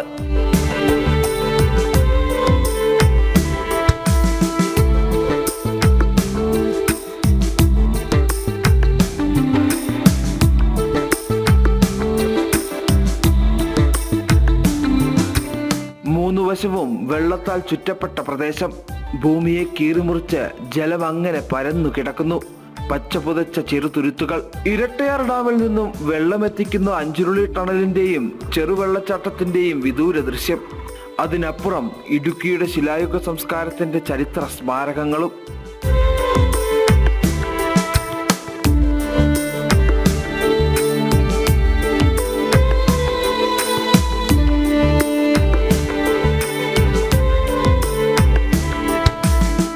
ഇടുക്കി ഡാമിലെ ജലനിരപ്പ് ഉയരുമ്പോൾ മുനമ്പിന്റെ പകുതിയോളം വെള്ളം കയറും. ഇപ്പോൾ ജലനിരപ്പ് കൂടുതലുള്ള സമയമാണ്. ജലനിരപ്പ് താഴ്ന്നു തുടങ്ങുന്നതോടെ ആ ചരിത്രാവശേഷിപ്പുകളായ നന്നങ്ങാടികൾ തെളിഞ്ഞു വരും. മുനമ്പിന്റെ ചരിത്രം ഒന്നറിഞ്ഞു വരാം. സ്ഥലത്തിന്റെ പ്രത്യേകത ഇത് 3 സൈഡിൽ വെള്ളം അങ്ങനെയുള്ളൊരു നടുക്കൂടെ കരയായിട്ടുള്ളൊരു സ്ഥലമാണ്. 3 സൈഡിൽ നല്ല പ്രകൃതി മനോഹരമായ സ്ഥലങ്ങൾ കാണാൻ സാധിക്കും. പിന്നീട് ഇതിൻ്റെ ചരിത്ര പശ്ചാത്തലമുണ്ട്. ഗോത്ര യുഗത്തിലും ശിലായുഗത്തിലുമൊക്കെ ആൾക്കാർ താമസിച്ചിരുന്ന ഒരു സ്ഥലമാണ്. അതിൻ്റെ തെളിവുകൾ ഇവിടെ തന്നെ ഉണ്ട്. ഈ കാണുന്ന ശിലകൾ സ്ഥാപിച്ചിട്ടുണ്ട്. ചരിഞ്ഞ പാറകളുടെയൊക്കെ അടിയിൽ ആൾക്കാരെ അടക്കം ചെയ്തിരിക്കുന്നതാണ്. ഒരുപക്ഷെ അവിടുത്തെ ആദിവാസി രാജാക്കന്മാരോ അല്ലെങ്കിൽ അങ്ങനെയുള്ള പ്രമുഖരായിട്ടുള്ള വ്യക്തികളുടെ ആയിരിക്കാം ഈ വലിയ കല്ലുകളൊക്കെ വെച്ചിരിക്കുന്നത്. ഈ എല്ലാ കല്ലുകളുടെയും അടിയിൽ ഈ നന്നങ്ങാടികളും അവരുടെ സ്മാരകങ്ങളും നമുക്ക് കാണാൻ സാധിക്കും. അഞ്ചുരുളി ഒളിപ്പിച്ചിരിക്കുന്ന കൗതുക കാഴ്ചകൾ കാണാൻ നിരവധി സഞ്ചാരികളും ഇവിടേക്ക് കടന്നു വരുന്നുണ്ട്. നമ്മൾ ചെറുപ്പം മുതൽ വന്നുകൊണ്ടിരിക്കുന്ന സ്ഥലമാണ്. നമ്മുടെ ഫാമിലി ഇവിടെ ഉണ്ട്, അതുകൊണ്ട് ഇടയ്ക്കിടയ്ക്ക് വരുന്നതാണ്. പക്ഷേ അടിപൊളി സ്ഥലമാണ്, അടിപൊളി ആംബിയൻസ് ആണ്. ഫോറസ്റ്റും വെള്ളവും എല്ലാം കൂടെ കാണാൻ നല്ല സൂപ്പറാണ്. പിള്ളേർക്കെല്ലാം ഭയങ്കരമായിട്ട് എൻജോയ് ചെയ്തു. എല്ലാവരും വൺസ് ലൈഫ് ടൈം വന്ന് വിസിറ്റ് ചെയ്യണം. സൂപ്പർ സ്ഥലമാണ്. എത്തുന്നവരിൽ പലരും മുനമ്പിലെ മുളങ്കമ്പുകളിൽ പേരുകൾ രേഖപ്പെടുത്തിയാണ് മടങ്ങാറ്.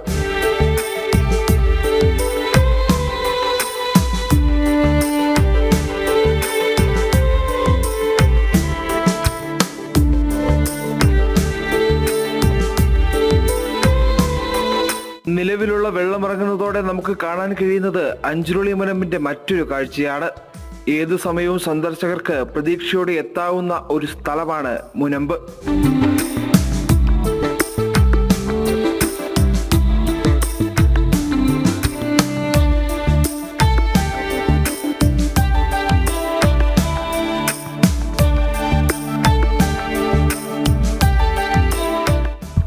മനോഹരമായ കാഴ്ചകളാണ് അഞ്ചുരുളി മുനമ്പ് ഒരുക്കിയിട്ടുള്ളത്. അടിസ്ഥാന സൗകര്യ വികസനം കൂടി എത്തിയാൽ ജില്ലയിലെ തന്നെ പ്രധാന ടൂറിസം കേന്ദ്രങ്ങളിൽ ഒന്നായി ഈ മുനമ്പ് മാറുമെന്നുള്ള കാര്യം ഉറപ്പാണ്. ചരിത്രമുറങ്ങുന്ന ഒത്തിരി അവശേഷിപ്പുകളും ഈ ഒരു പ്രദേശം കേന്ദ്രീകരിച്ചിട്ടുണ്ട്. ഇവയെല്ലാം സംരക്ഷിക്കപ്പെടേണ്ടതായുമുണ്ട്. അഞ്ചുരുളി മുനമ്പിൽ നിന്നും സുബിൻ തോമസ്, ജനം, ഇടുക്കി. രജനി, തീർച്ചയായും പ്രത്യേക വൈബ് നൽകുന്ന ഒരു സ്ഥലം കൂടിയാണത്. ഒപ്പം നിരവധി ചിത്രങ്ങൾ, സിനിമകളിൽ ഇടം പിടിച്ചൊരു സ്ഥലം കൂടിയാണ്. അവിടുത്തെ ഏറ്റവും വലിയ സവിശേഷത ആ ചരിഞ്ഞ കല്ലുകൾ തന്നെയാണ്. സുബിൻ നേരത്തെ പറഞ്ഞതുപോലെ കുറച്ച് ദൂരം നമ്മൾ വാഹനത്തിൽ പോകുന്നു, അവിടെ നിന്ന് ഇറങ്ങി കാട്ടിനുള്ളിൽ കൂടി നമ്മൾ നടന്നു വേണം അവിടേക്ക് എത്തുന്നതിന് വേണ്ടിയിട്ട്. പെട്ടെന്ന് പറയുകയാണെങ്കിൽ നമ്മൾ ലൈഫ് ഓഫ് ജോസൂട്ടി സിനിമയിൽ നോബി, ദിലീപ് അവരുടെ സംസാരത്തിനിടയിൽ അവർ പറയുന്നൊരു ഡയലോഗുണ്ട്, നീ നടന്ന് ശ്രീലങ്കയിലേക്ക് പോവുകയാണെന്ന്. അത് ഈ മുനമ്പിലൂടെ നടന്നു പോകുന്ന ആ ദൃശ്യത്തിലാണ് അത് ചിത്രീകരിച്ചിരിക്കുന്നത് എന്നുള്ളതാണ്. എന്തായാലും വളരെ മനോഹരമായൊരു കാഴ്ച രാവിലെ തന്നെ അല്ലേ? അതെ. ഇനി നിഖിൽ പഞ്ചായത്തിൽ എന്തെങ്കിലും ആവശ്യത്തിനായിട്ട് പോയിട്ടുണ്ടോ? പിന്നെ പോയിട്ടുണ്ട്. അവിടെ ചായയും ഐസ്ക്രീമും ഒക്കെ തരാറുണ്ടോ? എനിക്കിതുവരെ കിട്ടിയിട്ടില്ല. എന്നാൽ അത്തരത്തിലൊരു പഞ്ചായത്തിലെ സൗഹാർദ്ദപരമായ ഒരു കഥയിലേക്കാണ് ഇനി പോകുന്നത്. വിവിധ ആവശ്യങ്ങൾക്ക് എത്തുന്ന ജനങ്ങൾക്ക് ചായയും പായസവും ഐസ്ക്രീമും നൽകിയിരിക്കുകയാണ് പാലക്കാട് കരിമ്പുഴ പഞ്ചായത്ത്. പ്രസിഡന്റിന്റെ ഓണറേറിയത്തിൽ നിന്നാണ് സ്നേഹം മധുരം നൽകുന്നത്. ഇതിനു പുറമെ വിവാഹം രജിസ്റ്റർ ചെയ്യാനെത്തുന്നവർക്ക് പ്രത്യേക സമ്മാനവും നൽകുന്നുണ്ട്.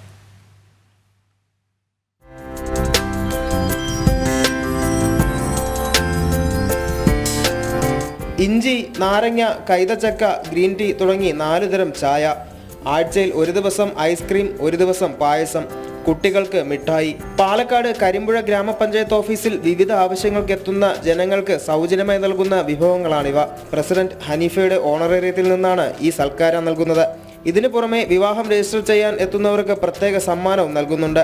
സ്നേഹമധുരം എന്ന് പേരിട്ടിരിക്കുന്ന പദ്ധതി KTDC ചെയർമാൻ PK ശശി ഉദ്ഘാടനം ചെയ്തു. പദ്ധതിക്ക് വിവിധ സംഘടനകളെ പഞ്ചായത്ത് സമീപിച്ചിരുന്നു. പിന്നീടാണ് പ്രസിഡന്റിന്റെ ഓണറേറിയം തന്നെ ഉപയോഗിക്കാമെന്ന തീരുമാനത്തിലെത്തിയത്. നല്ല കഴിവുള്ള ആളുകളെ അംഗീകരിക്കാൻ, പ്രാപ്തരായ ആളുകളുടെ പ്രാപ്തിയെയും കഴിവിനെയും അംഗീകരിക്കാൻ, അവർ ചെയ്യുന്ന നന്മകളെ മനസ്സിലാക്കി അതിനെ അനുഭവിക്കാനും അംഗീകരിക്കാനും കഴിയുന്ന ഒരു മനസ്സ് സമൂഹത്തിൽ പൊതുവെ രൂപം കൊള്ളേണ്ടത്. അതില് ആളുകളെ പ്രശംസിക്കുമ്പോൾ അവരേത് രാഷ്ട്രീയ നിലപാട് സ്വീകരിക്കുന്നു, അവരേത് സാമൂഹ്യ വിഭാഗത്തിൽ വരുന്നയാളാണ്, അവരുടെ കക്ഷി ഏതാണ്, രാഷ്ട്രീയം ഏതാണ് എന്നൊന്നും നോക്കേണ്ട കാര്യമില്ല എന്നാണ് എൻ്റെ അഭിപ്രായം. ദിവസവും 5 മുതൽ 100 വരെ പേർ വിവിധ ആവശ്യങ്ങൾക്കായി പഞ്ചായത്ത് ഓഫീസിൽ എത്തുന്നുണ്ട്. ജനം, പാലക്കാട്. രജനി, ഈ പഞ്ചായത്ത് ഓഫീസുകളിൽ സർക്കാർ ഓഫീസുകളിൽ എത്തുമ്പോൾ ആളുകൾക്ക് പ്രധാന പരാതിയാണ് അവിടെ ഇരിക്കുന്നവരുടെ പെരുമാറ്റം എന്നുള്ളത്. അവർക്കൊക്കെ മാതൃകയാക്കാൻ കഴിയുന്ന ഒരു കാര്യമാണ്. ചായയും ഐസ്ക്രീമും ഇല്ലെങ്കിലും ഒരു ചെറിയ പുഞ്ചിരിയെങ്കിലും നൽകിയാൽ വരുന്നവർക്ക് അത് വലിയൊരു കാര്യം തന്നെയായിരിക്കും. അതെ. ഇനി നമ്മുടെ ജനൻ ടി വിക്ക് ലഭിച്ച ഒരു അവാർഡിൻ്റെ കാര്യം. India press club of north അമേരിക്കയുടെ മീഡിയ അവാർഡുകൾ വിതരണം ചെയ്തു. Janam TV pioneers in media 2025 award Janam T V executive editor Anil നമ്പ്യാരും media excellence award Janam TV Kozhikode bureau in charge ഗൂഗിൾ കെ വേണുഗോപാലും ഏറ്റുവാങ്ങി. കൊച്ചി ഗോകുലം കൺവെൻഷൻ സെന്ററിൽ India press club of north America സംഘടിപ്പിച്ച ചടങ്ങിലായിരുന്നു അവാർഡ് വിതരണം. 25,000 രൂപയും പ്രശസ്തി പത്രവും ഫലകവും അടങ്ങുന്നതാണ് award. India press club of north അമേരിക്കയുടെ 2 അവാർഡുകൾ ജനം ടി വിക്ക് ലഭിച്ചു. Janam T V executive editor Anil Nambiar pioneers in media 2025 അവാർഡിന് അർഹനായി. Media excellence award Kozhikode bureau in charge Gokul Venugopal ഏറ്റുവാങ്ങി. മുൻ MP ഡോക്ടർ സെബാസ്റ്റ്യൻ പോളാണ് അവാർഡ് സമ്മാനിച്ചത്.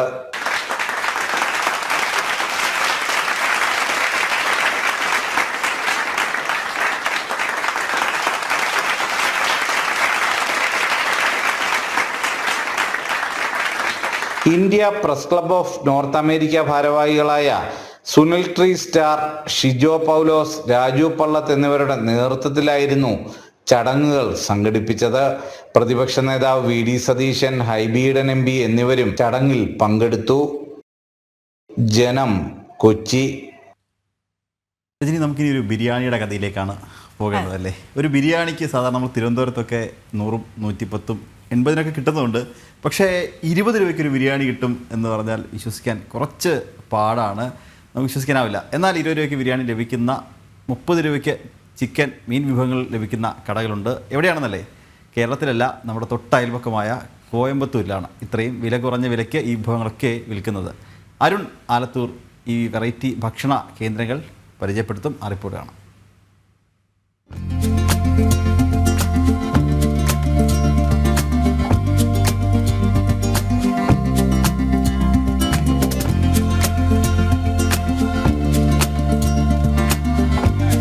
நல்லா இருக்கு.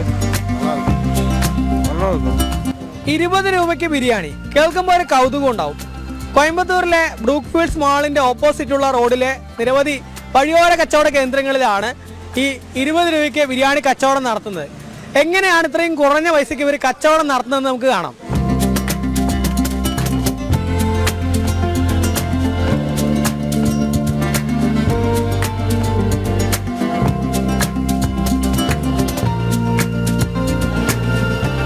ഇവിടെ ഒരുപാട് വിഭവങ്ങൾ ഇങ്ങനെ തയ്യാറാക്കിക്കൊണ്ടിരിക്കുകയാണ്. ഇവിടെ കച്ചവടം നടത്തുന്ന കച്ചവടക്കാരിൽ ഒരാളായ ഗോകുൽ നമ്മോടൊപ്പം ചേരുകയാണ്.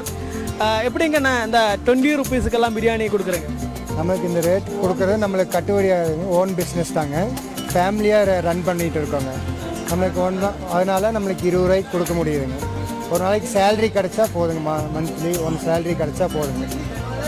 எல்லாருமே உங்கள் ஃபேமிலி தான்?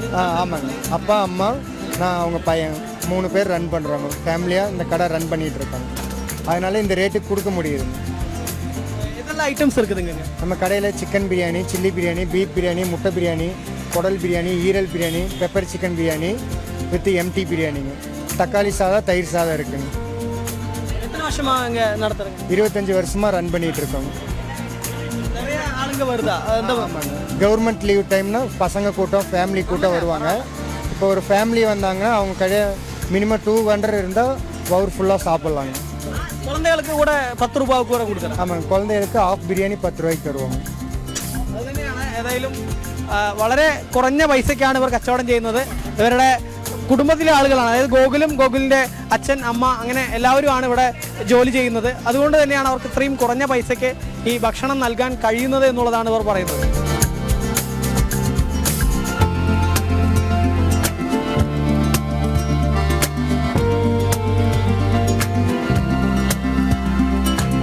ഇവിടെ ഭക്ഷണം കഴിക്കാൻ ഒരുപാട് ആളുകൾ എത്തുന്നുണ്ട്. അവരോട് കൂടെ ചോദിക്കാം ഈ കുറഞ്ഞ പൈസയ്ക്ക് ഭക്ഷണം കിട്ടുന്നത് എങ്ങനെയുണ്ട് എന്നുള്ളത്. ஆனா அந்த பிரியாணி எப்படி இருக்கு? நல்லா இருக்கு. ரேட் எப்படி? ரொம்ப சீப் அண்ட் பெஸ்ட். நான் 3 வருஷம் சாப்பிட்டுருக்கேன். ரேட் எல்லாமே நல்லா இருக்கு. இந்த மாதிரி கம்மி ரேட்ல வேற எங்கேயாவது கிடைக்குமா? வேற எங்க இந்த மாதிரி கிடைக்குது. ஃபுட் நல்லா இருக்கு.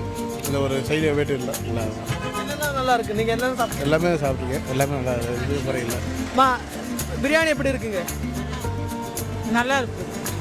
20 ரூபாய்க்காகவே எனக்கு ஆச்சரியமா இருக்கு. ஏன்னா இதான் ஃபர்ஸ்ட் டைம் நாங்கள் ஹாஸ்பிட்டலுக்கு வந்தேன். சரி டயர்டாக இருக்குது சாப்பிடலாமன்னு பார்த்தா 20 ரூபான்னாங்க. பரவாயில்லையே, 20 ரூபாய்க்கு எங்கே சாதம் கிடைக்குது? ஒரு இட்லியே 10 ரூபா, இது 20 ரூபான்னா பரவாயில்லையே. சூப்பராக இருக்கு. நல்லா இருக்காம்மா? நல்லா இருக்குங்க. 20 ரூபா பிரியாணி பரவாயில்லைங்க, நல்லா இருக்கு. டேஸ்ட்டாக எல்லாமே கிடைக்கும். பிரியாணி எங்கேயாவது கிடைக்குமா? இது மாதிரி 20 ரூபாய்க்கு எங்கேயுமே கிடைக்காதுங்க. ஒரு இட்லியே 10 ரூபா, தோசை 20 ரூபா, ஆனால் பிரியாணி 20 ரூபா. പരവായില്ല, നല്ല. അപ്പോൾ ഒരു ബിരിയാണി ഞാൻ മേടിച്ചിട്ടുണ്ട്. അതെങ്ങനെ ഉണ്ടെന്നൊന്ന് കഴിച്ചു നോക്കാം നമുക്ക്.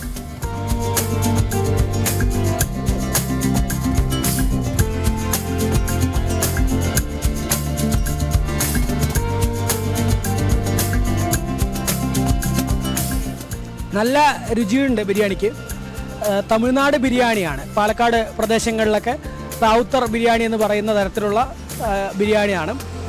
ചില്ലി വന്നിട്ട് കുറച്ച് കളറൊക്കെ ചേർത്തിട്ടുണ്ട്, എങ്കിലും നല്ല ടേസ്റ്റ് ഉണ്ട്. ഏതായാലും 20 രൂപയ്ക്ക് ഇത്തരത്തിൽ ബിരിയാണി ലഭിക്കുന്നു. ചില്ലിയോടുകൂടെ 50 രൂപയ്ക്ക് ലഭിക്കുന്നു എന്നുള്ളത് വലിയ ലാഭമാണ്. സാധാരണക്കാരിലും സാധാരണക്കാരായ ജനങ്ങളെ സംബന്ധിച്ചിടത്തോളം ഇത് അവർക്ക് വലിയ ആശ്വാസവും ആശ്രയവുമാണ് എന്നുള്ള കാര്യത്തിൽ യാതൊരു സംശയവുമില്ല. PR മനൂപിനൊപ്പം അരുൺ ആലത്തൂർ, ജനം, കോയമ്പത്തൂർ. ശരിയാണ്. ഈ വില ഇങ്ങനെ കൂടിക്കൂടിയിരിക്കുന്ന സമയമാണ് ഓരോ സാധനങ്ങൾക്കും. അതിനിടയിലാണ് ഇത്രയും വില കുറച്ച് ബിരിയാണി ജനങ്ങൾക്ക് കൊടുക്കുന്ന ആ കടയിൽ മാത്രമല്ല, അവിടുത്തെ സാധനങ്ങളൊക്കെ ഇടയ്ക്ക് പറഞ്ഞിരുന്നു കുട്ടികൾക്ക് 10 രൂപയ്ക്ക് ഹാഫ് ബിരിയാണി നൽകും എന്നാണ്. അത് ബിരിയാണി മാത്രമല്ല, എല്ലാ സാധനങ്ങളും ഉണ്ട്. അന്നേരം അരുണിനെ ഒരു കാര്യം ഓർമ്മിപ്പിക്കുകയാണ്. നിഖിൽ പറയുന്നുണ്ട് കോയമ്പത്തൂരിൽ ബ്യൂറോ ഉണ്ടെങ്കിൽ അവിടേക്ക് ഇനി പോകാം. ഇനി മറ്റൊരു വാർത്തയിലേക്ക് പോവുകയാണ്. കേരളം ഇന്നലെ ഞെട്ടലോട് കേട്ട ഒരു വാർത്ത തന്നെയാണ്. പത്തനംതിട്ട പോക്സോ കേസിലെ പെൺകുട്ടിയെ പീഡിപ്പിച്ചവരിൽ പരിശീലകരും 62 പേരുടെ വിവരങ്ങൾ പെൺകുട്ടി നൽകിയെന്ന് CWC ചെയർമാൻ അഡ്വക്കേറ്റ് രാജീവ് പറഞ്ഞു. വീടുമായി അടുപ്പമുള്ള ആളുകളാണ് ആദ്യം പീഡിപ്പിച്ചത്. 42 പേരുടെ ഫോൺ നമ്പറുകൾ പെൺകുട്ടി അച്ഛൻ്റെ ഫോണിൽ സേവ് ചെയ്തിരുന്നുവെന്നും CWC ചെയർമാൻ പറഞ്ഞു. കേസിൽ 6 പേർ ഇതിനോടകം അറസ്റ്റിലായിട്ടുണ്ട്. ഞങ്ങൾ കേട്ടതിന് ശേഷം കുട്ടിയെ കൗൺസിലിങ്ങിന് വിധേയമാക്കുകയാണ്. അതിൻ്റെ അസാധാരണത്വം ബോധ്യപ്പെട്ടാണ് ഞങ്ങളത് സൈക്കോളജിസ്റ്റിന് തന്നെ കൈമാറുന്നത്. സൈക്കോളജിസ്റ്റ് ആദ്യ റൗണ്ട് റിപ്പോർട്ട് ഏതാണ്ട് 62 പേരുടെ പേരുൾപ്പെടുന്ന റിപ്പോർട്ട് തന്നു. പക്ഷെ അതിന് ശേഷം ഈ കുട്ടിയുടെ ഈ ഫോൺ നമ്പർ, ഫോണിലൂടെയുള്ള ഇൻട്രാക്ഷൻ സംബന്ധിച്ച് കുട്ടി പറഞ്ഞതിൻ്റെ അടിസ്ഥാനത്തിൽ ഞങ്ങൾ കുട്ടി അച്ഛൻ്റെ ഫോണിലൂടെയാണത് നടന്നിരിക്കുന്നത്. അപ്പോൾ അതുകൊണ്ട് തന്നെ അമ്മയോട് ആവശ്യപ്പെട്ട് അച്ഛൻ്റെ ഫോൺ എത്തിച്ചു കൊടുക്കുന്നു. ആ ഫോണിലൂടെ ഈ പ്രതികളായിട്ടുള്ള ആരോപണ വിധേയരായിട്ടുള്ള ആളുകളുടെ 40ഓളം പേരുടെ നമ്പറുകൾ കുട്ടി ഐഡൻറ്റിഫൈ ചെയ്തിട്ട് രണ്ടാമത് റിപ്പോർട്ട് കൂടി തന്നു. ആ അന്വേഷണത്തിൻ്റെ ഭാഗമായിട്ട് എല്ലാ പ്രതികളെയും ഐഡൻറ്റിഫൈ ചെയ്യുകയും ആരൊക്കെ എന്നുള്ള നിലയ്ക്കും എവിടെ വെച്ചെന്നുള്ളതിനെ സംബന്ധിച്ചൊക്കെ ആയിട്ട് തെളിവ് ശേഖരണം പുരോഗമിക്കുന്നതാണ് പോലീസിൽ നിന്ന് എനിക്ക് ലഭിച്ചിരിക്കുന്ന വിവരം. മിഥുൻ മുരളി ചേരുന്നുണ്ട്. മിഥുൻ, തല കുനിക്കുകയാണ് കേരളം. പ്രബുദ്ധ കേരളത്തിൽ തന്നെയാണ് വീണ്ടും ഇങ്ങനെ ഒരു സംഭവം ഉണ്ടായിരിക്കുന്നതെന്ന് പറയാം. ഇപ്പോൾ ഈ CWC ചെയർമാൻ്റെ വാക്കുകൾ അത് വലിയൊരു വെളിപ്പെടുത്തൽ തന്നെയാണ്. 6 പേരെയാണ് നിലവിൽ അറസ്റ്റ് ചെയ്തിട്ടുള്ളത്. പെൺകുട്ടിയെ പീഡിപ്പിച്ചവരിൽ പരിശീലകരുമുണ്ട് എന്നുള്ളൊരു വാർത്ത കൂടിയാണ് പുറത്തു വരുന്നത്.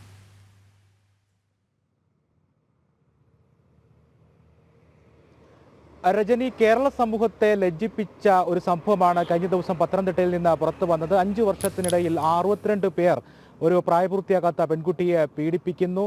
പിന്നീട് 18 വയസ്സിന് ശേഷം ഈ പെൺകുട്ടി ഈ സംഭവങ്ങൾ തുറന്നു പറയുന്നു. CWC മുഖേനയാണ് ഈ പെൺകുട്ടി വെളിപ്പെടുത്തൽ നടത്തിയത്. മഹിളാ സമാഖ്യ എന്ന് പറയുന്ന സന്നദ്ധ പ്രവർത്തകർ നടത്തിയ കൗൺസിലിംഗിൽ വീടാന്തരം കയറി നടത്തിയ സന്നദ്ധ പ്രവർത്തനത്തിനിടയിലാണ് ഇത് സംബന്ധിച്ചുള്ള ചില സൂചനകൾ പെൺകുട്ടി ആദ്യം പറയുന്നത്. പിന്നീട് മഹിളാ സമാഖ്യ പ്രവർത്തകർ CWC വിവരം അറിയിക്കുകയായിരുന്നു. CWC വിശദമായിട്ട് പെൺകുട്ടിയെയും അമ്മയെയും വിളിച്ചു വരുത്തി മൊഴിയെടുക്കുന്നു. CWC പിന്നീട് കൗൺസിലിങ്ങിന് കുട്ടിയെ വിധേയമാക്കുന്നു. കൗൺസിലിംഗിൽ നിന്നുമാണ് 62ഓളം ആളുകൾ 13 വയസ്സ് മുതൽ തന്നെ നിരന്തരം പീഡിപ്പിച്ചിട്ടുണ്ട്, ലൈംഗികമായി ഉപദ്രവിച്ചിട്ടുണ്ട് എന്നുള്ള വിവരം പെൺകുട്ടി പുറത്തു പറയുന്നത്. ഇവരുടെ പേരുകൾ, വിശദാംശങ്ങൾ, ഫോൺ നമ്പറുകൾ, മറ്റ് എവിടെ വെച്ചായിരുന്നു സംഭവം, എങ്ങനെയാണ് സംഭവിച്ചതടക്കമുള്ള കാര്യങ്ങളാണ് CWC ഏർപ്പാടാക്കിയ ഈ കൗൺസിലിംഗ് അധികൃതരോട് പെൺകുട്ടി വിശദമായി തന്നെ വെളിപ്പെടുത്തിയത്. അങ്ങനെ 2 റിപ്പോർട്ടുകൾ, വിശദമായിട്ടുള്ള റിപ്പോർട്ടുകൾ കൗൺസിലിംഗ് നടത്തുന്നതിന് വേണ്ടി CWC ഏർപ്പെടുത്തിയ സൈക്കോളജിസ്റ്റുകൾ CWCക്ക് കൈമാറുന്നു. ഈ വിവരങ്ങൾ പോലീസിന് CWC കൈമാറുകയും ഉടനടി തന്നെ പ്രത്യേക സംഘത്തെ രൂപീകരിച്ചുകൊണ്ട് ജില്ലാ പോലീസ് മേധാവിയുടെ നേതൃത്വത്തിൽ അന്വേഷണം നടത്തുകയുമായിരുന്നു. ഇപ്പോൾ 2 പോലീസ് സ്റ്റേഷനുകളിലായിട്ട് 6 പേരെ അറസ്റ്റ് ചെയ്യുന്ന നടപടികളിലേക്കാണ് പോലീസ് കടന്നിരിക്കുന്നത്. 2 പോലീസ് സ്റ്റേഷനുകളിൽ 2 FIRകൾ ഇട്ടിരിക്കുന്നു. 6 പേരെ, ഈ സംഘത്തിൽ ഉൾപ്പെട്ട 6 പേരെ തിരിച്ചറിഞ്ഞിരിക്കുന്നു. അതിൽ 5 പേരുടെ അറസ്റ്റ് രേഖപ്പെടുത്തിയിരിക്കുന്നു. ഒരു പ്രതി നേരത്തെ ഉള്ള ഒരു പോക്സോ കേസിൽ ഇപ്പോൾ ജയിലിലാണ്. ഇയാളുടെയും കൂടി അറസ്റ്റ് രേഖപ്പെടുത്തും. അങ്ങനെ 6 പ്രതികളെയാണ് ഇപ്പോൾ പിടികൂടാനായിരിക്കുന്നത്. കൂടുതൽ അറസ്റ്റുകൾക്കുള്ള സാധ്യതയുണ്ട്. പെൺകുട്ടി കൃത്യമായിട്ടുള്ള വിവരങ്ങൾ സഹിതമാണ് മൊഴി നൽകിയിരിക്കുന്നത്. ഈ 62 ആളുകൾ ആരൊക്കെയാണ് എന്നതടക്കമുള്ള കാര്യങ്ങൾ പോലീസിന് കൃത്യമായി തന്നെ വിവരം ലഭിച്ചിട്ടുണ്ട്. ഇതിൽ 40 പേരുടെ ഫോൺ വിവരങ്ങൾ അടക്കം പോലീസിന് ലഭിച്ചു. ഈ പെൺകുട്ടിയുടെ പിതാവിൻ്റെ ഫോണിൽ നിന്നുമാണ് ഈ ഫോൺ കോളുകൾ ഈ കുട്ടിയിലേക്ക് എത്തുന്നത്. അതുകൊണ്ട് തന്നെ പെൺകുട്ടിയുടെ പിതാവിൻ്റെ ഫോൺ കേന്ദ്രീകരിച്ചുകൊണ്ട് ഫോണിൽ നിന്നും നമ്പറുകൾ കേന്ദ്രീകരിച്ചുകൊണ്ട് ഈ നമ്പറുകൾ പെൺകുട്ടിയെ കാണിച്ചുകൊണ്ട് ആളുകളെ തിരിച്ചറിയുന്നതിനുള്ള ശ്രമങ്ങളും പോലീസ് നടത്തുകയുണ്ടായി. CWC ആദ്യ കൗൺസിലിംഗിൽ തന്നെ നടത്തുകയുണ്ടായി. അങ്ങനെ ഈ 40 ആളുകളുടെ ഫോൺ നമ്പർ വിവരങ്ങളടക്കം CWCക്ക് ലഭിച്ചു. അത് കേന്ദ്രീകരിച്ചുകൊണ്ടുള്ള വ്യാപകമായിട്ടുള്ള അന്വേഷണം ഉണ്ടാകും. 62 ആളുകൾ ആരൊക്കെയാണ്, ഏത് സ്ഥലത്തുള്ളവരാണ്, ഏത് സ്ഥലത്ത് വെച്ചാണ് പീഡനം നടത്തിയത്, ഏത് സന്ദർഭത്തിലായിരുന്നു എന്നടക്കമുള്ള കാര്യങ്ങൾ കൃത്യമായി തന്നെ പോലീസിന് ലഭിച്ചിട്ടുണ്ട്. ഇനി ജില്ല വിട്ട് ഉള്ള അന്വേഷണം അല്ലെങ്കിൽ വിദേശത്തേക്കൊക്കെ ആളുകൾ പോയിട്ടുണ്ടോ എന്നടക്കമുള്ള കാര്യങ്ങളിലുള്ള വിശദമായിട്ടുള്ള അന്വേഷണങ്ങളാണ് നടന്നുകൊണ്ടിരിക്കുന്നത്. പത്തനംതിട്ട ജില്ലയുടെ വിവിധ ഭാഗങ്ങളിലുള്ള പോലീസ് സ്റ്റേഷനുകളിൽ കേസുകൾ രജിസ്റ്റർ ചെയ്തിട്ടുള്ള അന്വേഷണമാണ് നിലവിൽ കേസിൽ നിലവിൽ 6 പേർ അറസ്റ്റിലായിരിക്കുകയാണ്. ഞെട്ടലോടുകൂടി തന്നെയാണ് ഈ വാർത്ത കേരളം കേട്ടത്. പെൺകുട്ടിയെ പീഡിപ്പിച്ചവരിൽ പരിശീലകരുമുണ്ട് എന്നാണ് പറയുന്നത്. 62 പേരുടെ വിവരങ്ങളാണ് CWCയോട് പെൺകുട്ടി പറഞ്ഞിരിക്കുന്നത്. മൊബൈൽ നമ്പർ കേന്ദ്രീകരിച്ചുള്ള അന്വേഷണവും നടക്കുന്നു. ആദ്യം ഈ പീഡനം തുടങ്ങിയത് വീട്ടിൽ നിന്നാണ് എന്നും പറയുന്നുണ്ട്. എന്തായാലും വീട്ടിൽ പോലും കുട്ടികൾ സുരക്ഷിതരല്ല എന്ന് പറയുന്നതാണ് വളരെ ഗുരുതരമായ, ഗൗരവമായി ചർച്ച ചെയ്യേണ്ട ഒരു വിഷയം തന്നെയാണിത്. രജനി, നമ്മളിനി അയോധ്യയുമായി ബന്ധപ്പെട്ട ഒരു വാർത്തയിലേക്കാണ്. രാംലല്ലയുടെ പ്രാണപ്രതിഷ്ഠയുടെ വാർഷികാഘോഷത്തിനൊരുങ്ങി രാമജന്മഭൂമി. പ്രതിഷ്ഠ ദ്വാദശി ആഘോഷങ്ങൾക്ക് ഇന്ന് തുടക്കമാകും. പ്രാണപ്രതിഷ്ഠ നടത്തിയതിൻ്റെ 1ാം വാർഷികാഘോഷത്തോടനുബന്ധിച്ച് അയോധ്യയിൽ വിപുലമായ ആഘോഷ പരിപാടികളാണ് ക്ഷേത്രം ട്രസ്റ്റ് ആസൂത്രണം ചെയ്തിട്ടുള്ളത്. 3 ദിവസം ശ്രീരാമ രാഗ് സേവ നടക്കും. ശ്രീകോവിലിന് സമീപമുള്ള മണ്ഡപത്തിൽ വിവിധ കലാരൂപങ്ങൾ അരങ്ങേറും. വിവരങ്ങളുമായി ജിഷ്ണു കൃഷ്ണൻ ചേരുന്നുണ്ട്. ജിഷ്ണു, അയോധ്യയിൽ രാംലല്ലയുടെ പ്രതിഷ്ഠയ്ക്ക് 1ാം വർഷം, അതിൻ്റെ ആ 1ാം വാർഷികാഘോഷം വിപുലമായി ആഘോഷിക്കാൻ ഒരുങ്ങുകയാണ്. വിവരങ്ങൾ.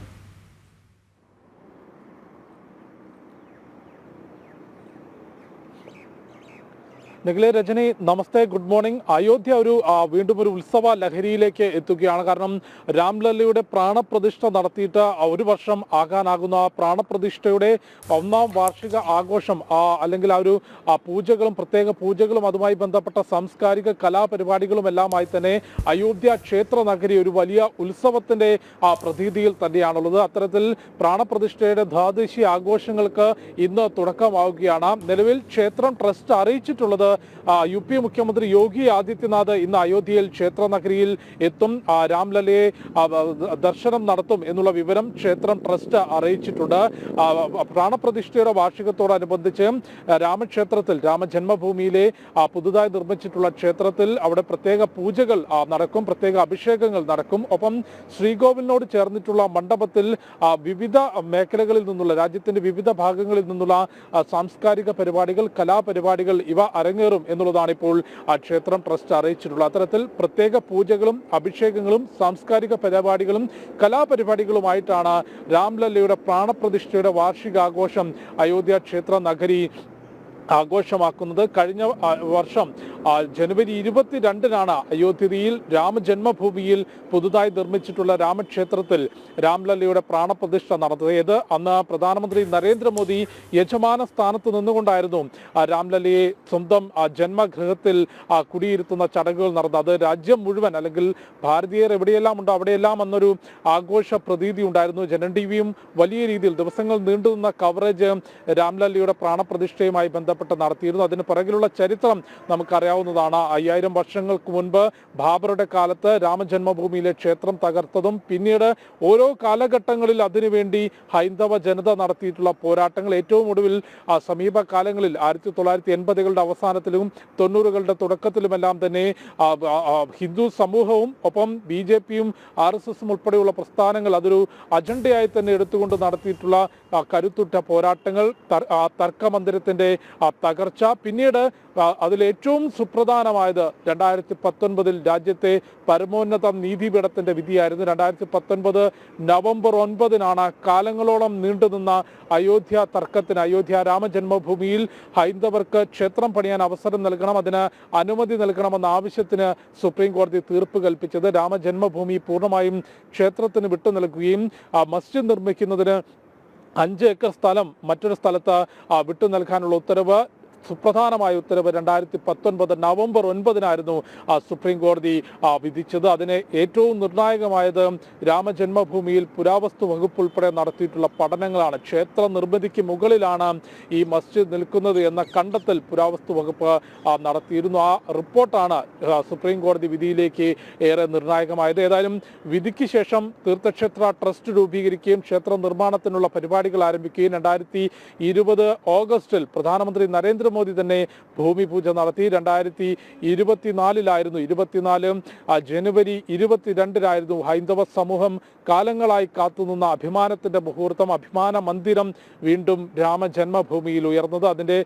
അതിന്റെ പ്രാണപ്രതിഷ്ഠ നടത്തിയത് കർണാടകയിൽ നിന്നുള്ള ശില്പി കൊത്തിയെടുത്തിട്ടുള്ള രാംലല്ലയുടെ, അതായത് ശ്രീരാമ ഭഗവാന്റെ ബാലക രൂപത്തിലുള്ള പ്രതിമ വിഗ്രഹം ഈ പുതിയ രാമജന്മഭൂമിയിൽ നിർമ്മിച്ചിട്ടുള്ള ക്ഷേത്രത്തിൽ അവിടെ പ്രാണപ്രതിഷ്ഠ നടത്തി. പ്രധാനമന്ത്രി നരേന്ദ്രമോദി യജമാന സ്ഥാനത്ത് നിന്നുകൊണ്ടായിരുന്നു ആ പ്രാണപ്രതിഷ്ഠ ചടങ്ങുകൾ നടന്നത്. അതിന്റെ 1-ാം വാർഷികം എത്തുന്നു. അയോധ്യ ക്ഷേത്ര നഗരി സരയൂ നദിക്കര വീണ്ടും ഒരു ഉത്സവത്തിന്റെ ലഹരിയിലാണ്. രാമജന്മഭൂമിയിൽ ശ്രീരാമ ഭഗവാൻ സ്വന്തം ജന്മഗൃഹത്തിലേക്ക് തിരിച്ചെത്തിയതിന്റെ, സ്വന്തം ജന്മഗൃഹത്തിൽ കുടിയിരുത്തിയതിന്റെ 1-ാം വാർഷികാഘോഷത്തിലാണ്. അതിന്റെ തുടക്കമാണ് ഇന്ന്. അതിന് പങ്കെടുക്കുന്നതിന്, തുടക്കം കുറിക്കുന്നതിന് UP മുഖ്യമന്ത്രി യോഗി ആദിത്യനാഥ് ഇന്ന് അയോധ്യയിൽ എത്തും എന്നാണ് ക്ഷേത്രം ട്രസ്റ്റ് അറിയിച്ചിട്ടുള്ളത്. രജനി, കാലങ്ങളായുള്ള ഹൈന്ദവരുടെ ആഗ്രഹ സബലീകരണമാണ് 2024 കഴിഞ്ഞ വർഷം ജനുവരി 22-ന് ഉണ്ടായത്. രാംലല്ലയുടെ പ്രാണപ്രതിഷ്ഠ ചടങ്ങ് നടത്തിയത്. നമ്മൾ ജനൻ TV അതിനു മുൻപ് തന്നെ ഒരു മാസത്തോളമാണ്, മാസമല്ല, അവിടെ രാമക്ഷേത്രത്തിന്റെ നിർമ്മാണം ആരംഭിച്ചപ്പോൾ മുതൽ നമ്മുടെ ഗൗതം അനന്തനാരായണൻ പലവട്ടം അവിടെ പോയിരുന്നു. ഒപ്പം പ്രാണപ്രതിഷ്ഠാ ചടങ്ങ് അത് ഒരു മാസം നീണ്ടു നിൽക്കുന്ന വിപുലമായ പരിപാടികൾ, ഒപ്പം തന്നെ ലൈവ് റിപ്പോർട്ടുകൾ അടക്കം നമ്മൾ നൽകിയിരുന്നു.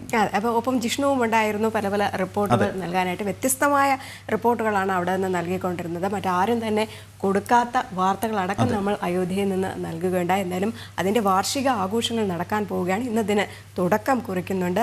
മുഖ്യമന്ത്രി യോഗി ആദിത്യനാഥ് അതിൽ പങ്കെടുക്കും. മറ്റ് വിശിഷ്ട അതിഥികളും ഉണ്ടാവും. തത്സമയ വിവരങ്ങളും ജനൻ TVയിലൂടെ കാണാൻ കഴിയും. ഇന്ന് ജിഷ്ണു കൃഷ്ണനാണ് ഇപ്പോൾ നമുക്ക് വിവരങ്ങൾ പങ്കുവച്ചത്. വരും നമുക്ക് അയോധ്യയിലെ രാമന്റെ വിശേഷത്തിൽ നിന്ന് ശബരിമലയിലെ അയ്യപ്പന്റെ വിശേഷത്തിലേക്കാണ് നമുക്ക് പോകേണ്ടതല്ലേ. ചരിത്രപ്രസിദ്ധമായ എരുമേലി പേട്ടതുള്ളൽ ഇന്ന് നടക്കും. അമ്പലപ്പുഴ ആലങ്ങാട് സംഘങ്ങൾ ഇന്ന് പേട്ടതുള്ളും. വാദ്യമേളങ്ങളോടെയും അലങ്കാരങ്ങളോടെയും അകമ്പടിയോടെ ഭക്തിസാന്ദ്രമായാണ് ചടങ്ങുകൾ നടക്കുക. കൂടാതെ അയ്യപ്പസ്വാമിക്ക് മകരസംക്രമ നാളിൽ ചാർത്താനുള്ള തിരുവാഭരണം വഹിച്ചുള്ള ഘോഷയാത്ര പന്തളത്ത് നിന്ന് നാളെ പുറപ്പെടും. ഉച്ചയ്ക്ക് 1 മണിക്കാണ് പന്തളം വലിയ ഗോയിക്കൽ ധർമ്മശാസ്ത്ര ക്ഷേത്രത്തിൽ നിന്നും ഘോഷയാത്ര പുറപ്പെടുക. ക്ഷേത്രത്തിലേക്ക് വലിയ ഭക്തജനങ്ങളുടെ തിരക്ക് തന്നെയാണ് ഉള്ളത്. ഇപ്പോൾ എരുമേലിയിൽ നിന്നും മനോജ് ചേരുന്നുണ്ട്. മനോജ്, നേരത്തെ പറഞ്ഞതുപോലെ തന്നെ അവിടെ ഈ പേട്ടതുള്ളലിന് വേണ്ടിയുള്ള ഒരുക്കങ്ങളെല്ലാം പൂർത്തിയായിട്ടുണ്ട്. അയ്യപ്പ ഭക്തരുടെ വലിയൊരു തിരക്ക് തന്നെ എരുമേലിയിലേക്ക് ഉണ്ടാവുന്നുണ്ടല്ലേ?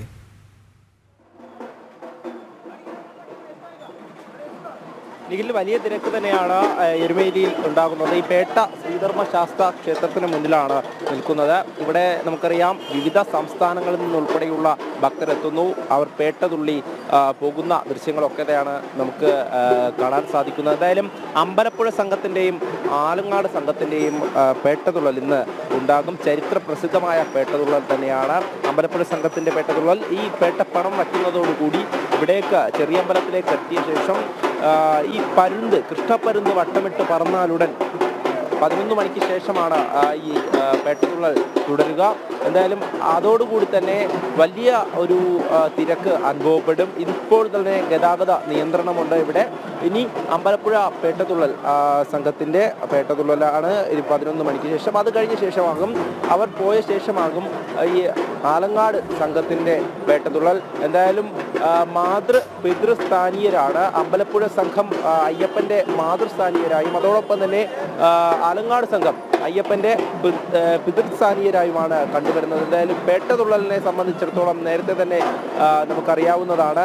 ഓരോ കന്നി അയ്യപ്പന്മാരും ഇവിടേക്ക് എത്തുമ്പോൾ അതോടൊപ്പം തന്നെ എല്ലാ അയ്യപ്പന്മാരും ഇവിടേക്കെത്തി ആ ചായം തേച്ചുകൊണ്ട്, ആ പച്ചില ഏന്തിക്കൊണ്ട്, ആ ശരക്കോല് പിടിച്ചുകൊണ്ട് കന്നി അയ്യപ്പന്മാർ ഇവിടെ പേട്ട തുള്ളുന്ന ദൃശ്യങ്ങളൊക്കെ തന്നെ നമ്മൾ കണ്ടതാണ്. അതിൻ്റെ ഐതിഹ്യവും നമുക്കറിയാം. എന്തായാലും ഇനി എന്തായാലും ചരിത്രപ്രസിദ്ധമായ പേട്ടതുള്ളൽ ഇന്ന്, എരുമേലി പേട്ടതുള്ളൽ ഇന്ന് നടക്കാൻ പോവുകയാണ്. തയ്യാറെടുപ്പുകളൊക്കെ തന്നെ പൂർണ്ണമായിരിക്കുന്നു. ആത്മീയതയുടെ ഒരു നിമിഷം എന്നുകൂടെ നമുക്ക് ഇതിനെ പറയേണ്ടിയിരിക്കുന്നു.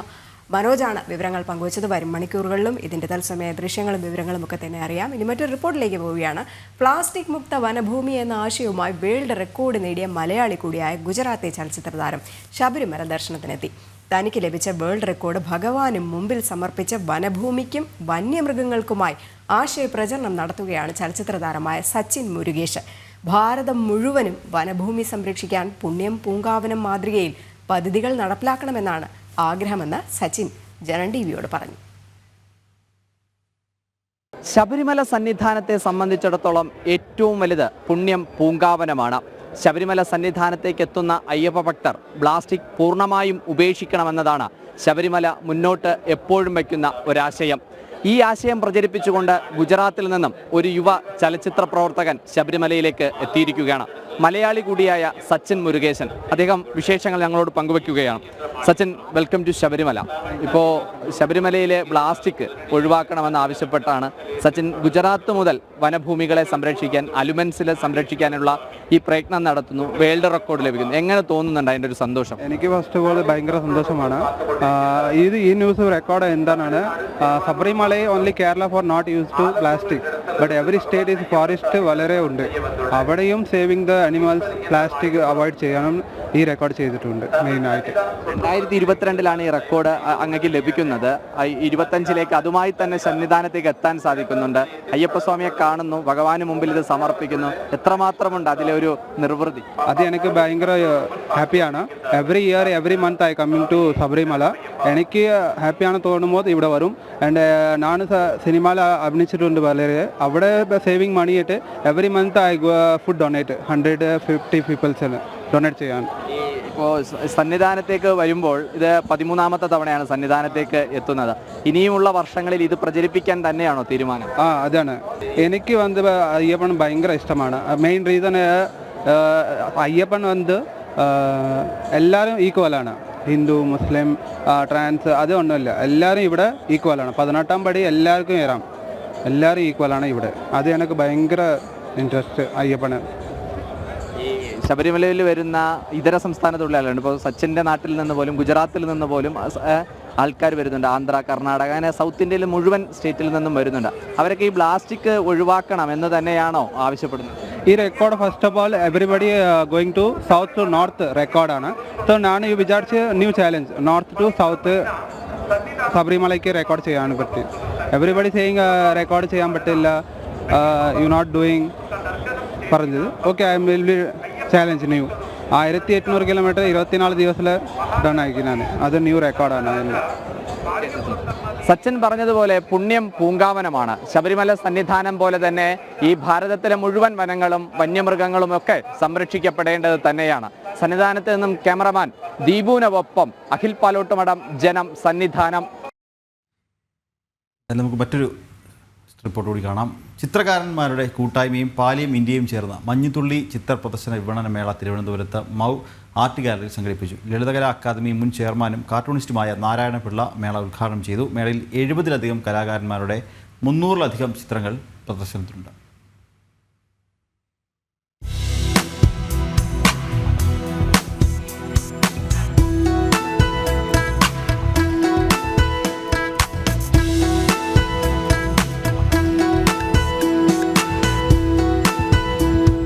കേരളത്തിലെ 70-ലധികം ചിത്രകലാകാരന്മാരുടെ കൂട്ടായ്മയും പാലിയം ഇന്ത്യയും ചേർന്ന് മഞ്ഞുതുള്ളി ചിത്ര പ്രദർശന വിപണന മേള സംഘടിപ്പിച്ചു. തിരുവനന്തപുരം മൗ ആർട്ട് ഗാലറിയിൽ സംഘടിപ്പിച്ച മേള മുൻ ലളിതകലാ അക്കാദമി ചെയർമാനും കാർട്ടൂണിസ്റ്റുമായ നാരായണപിള്ള ഉദ്ഘാടനം ചെയ്തു.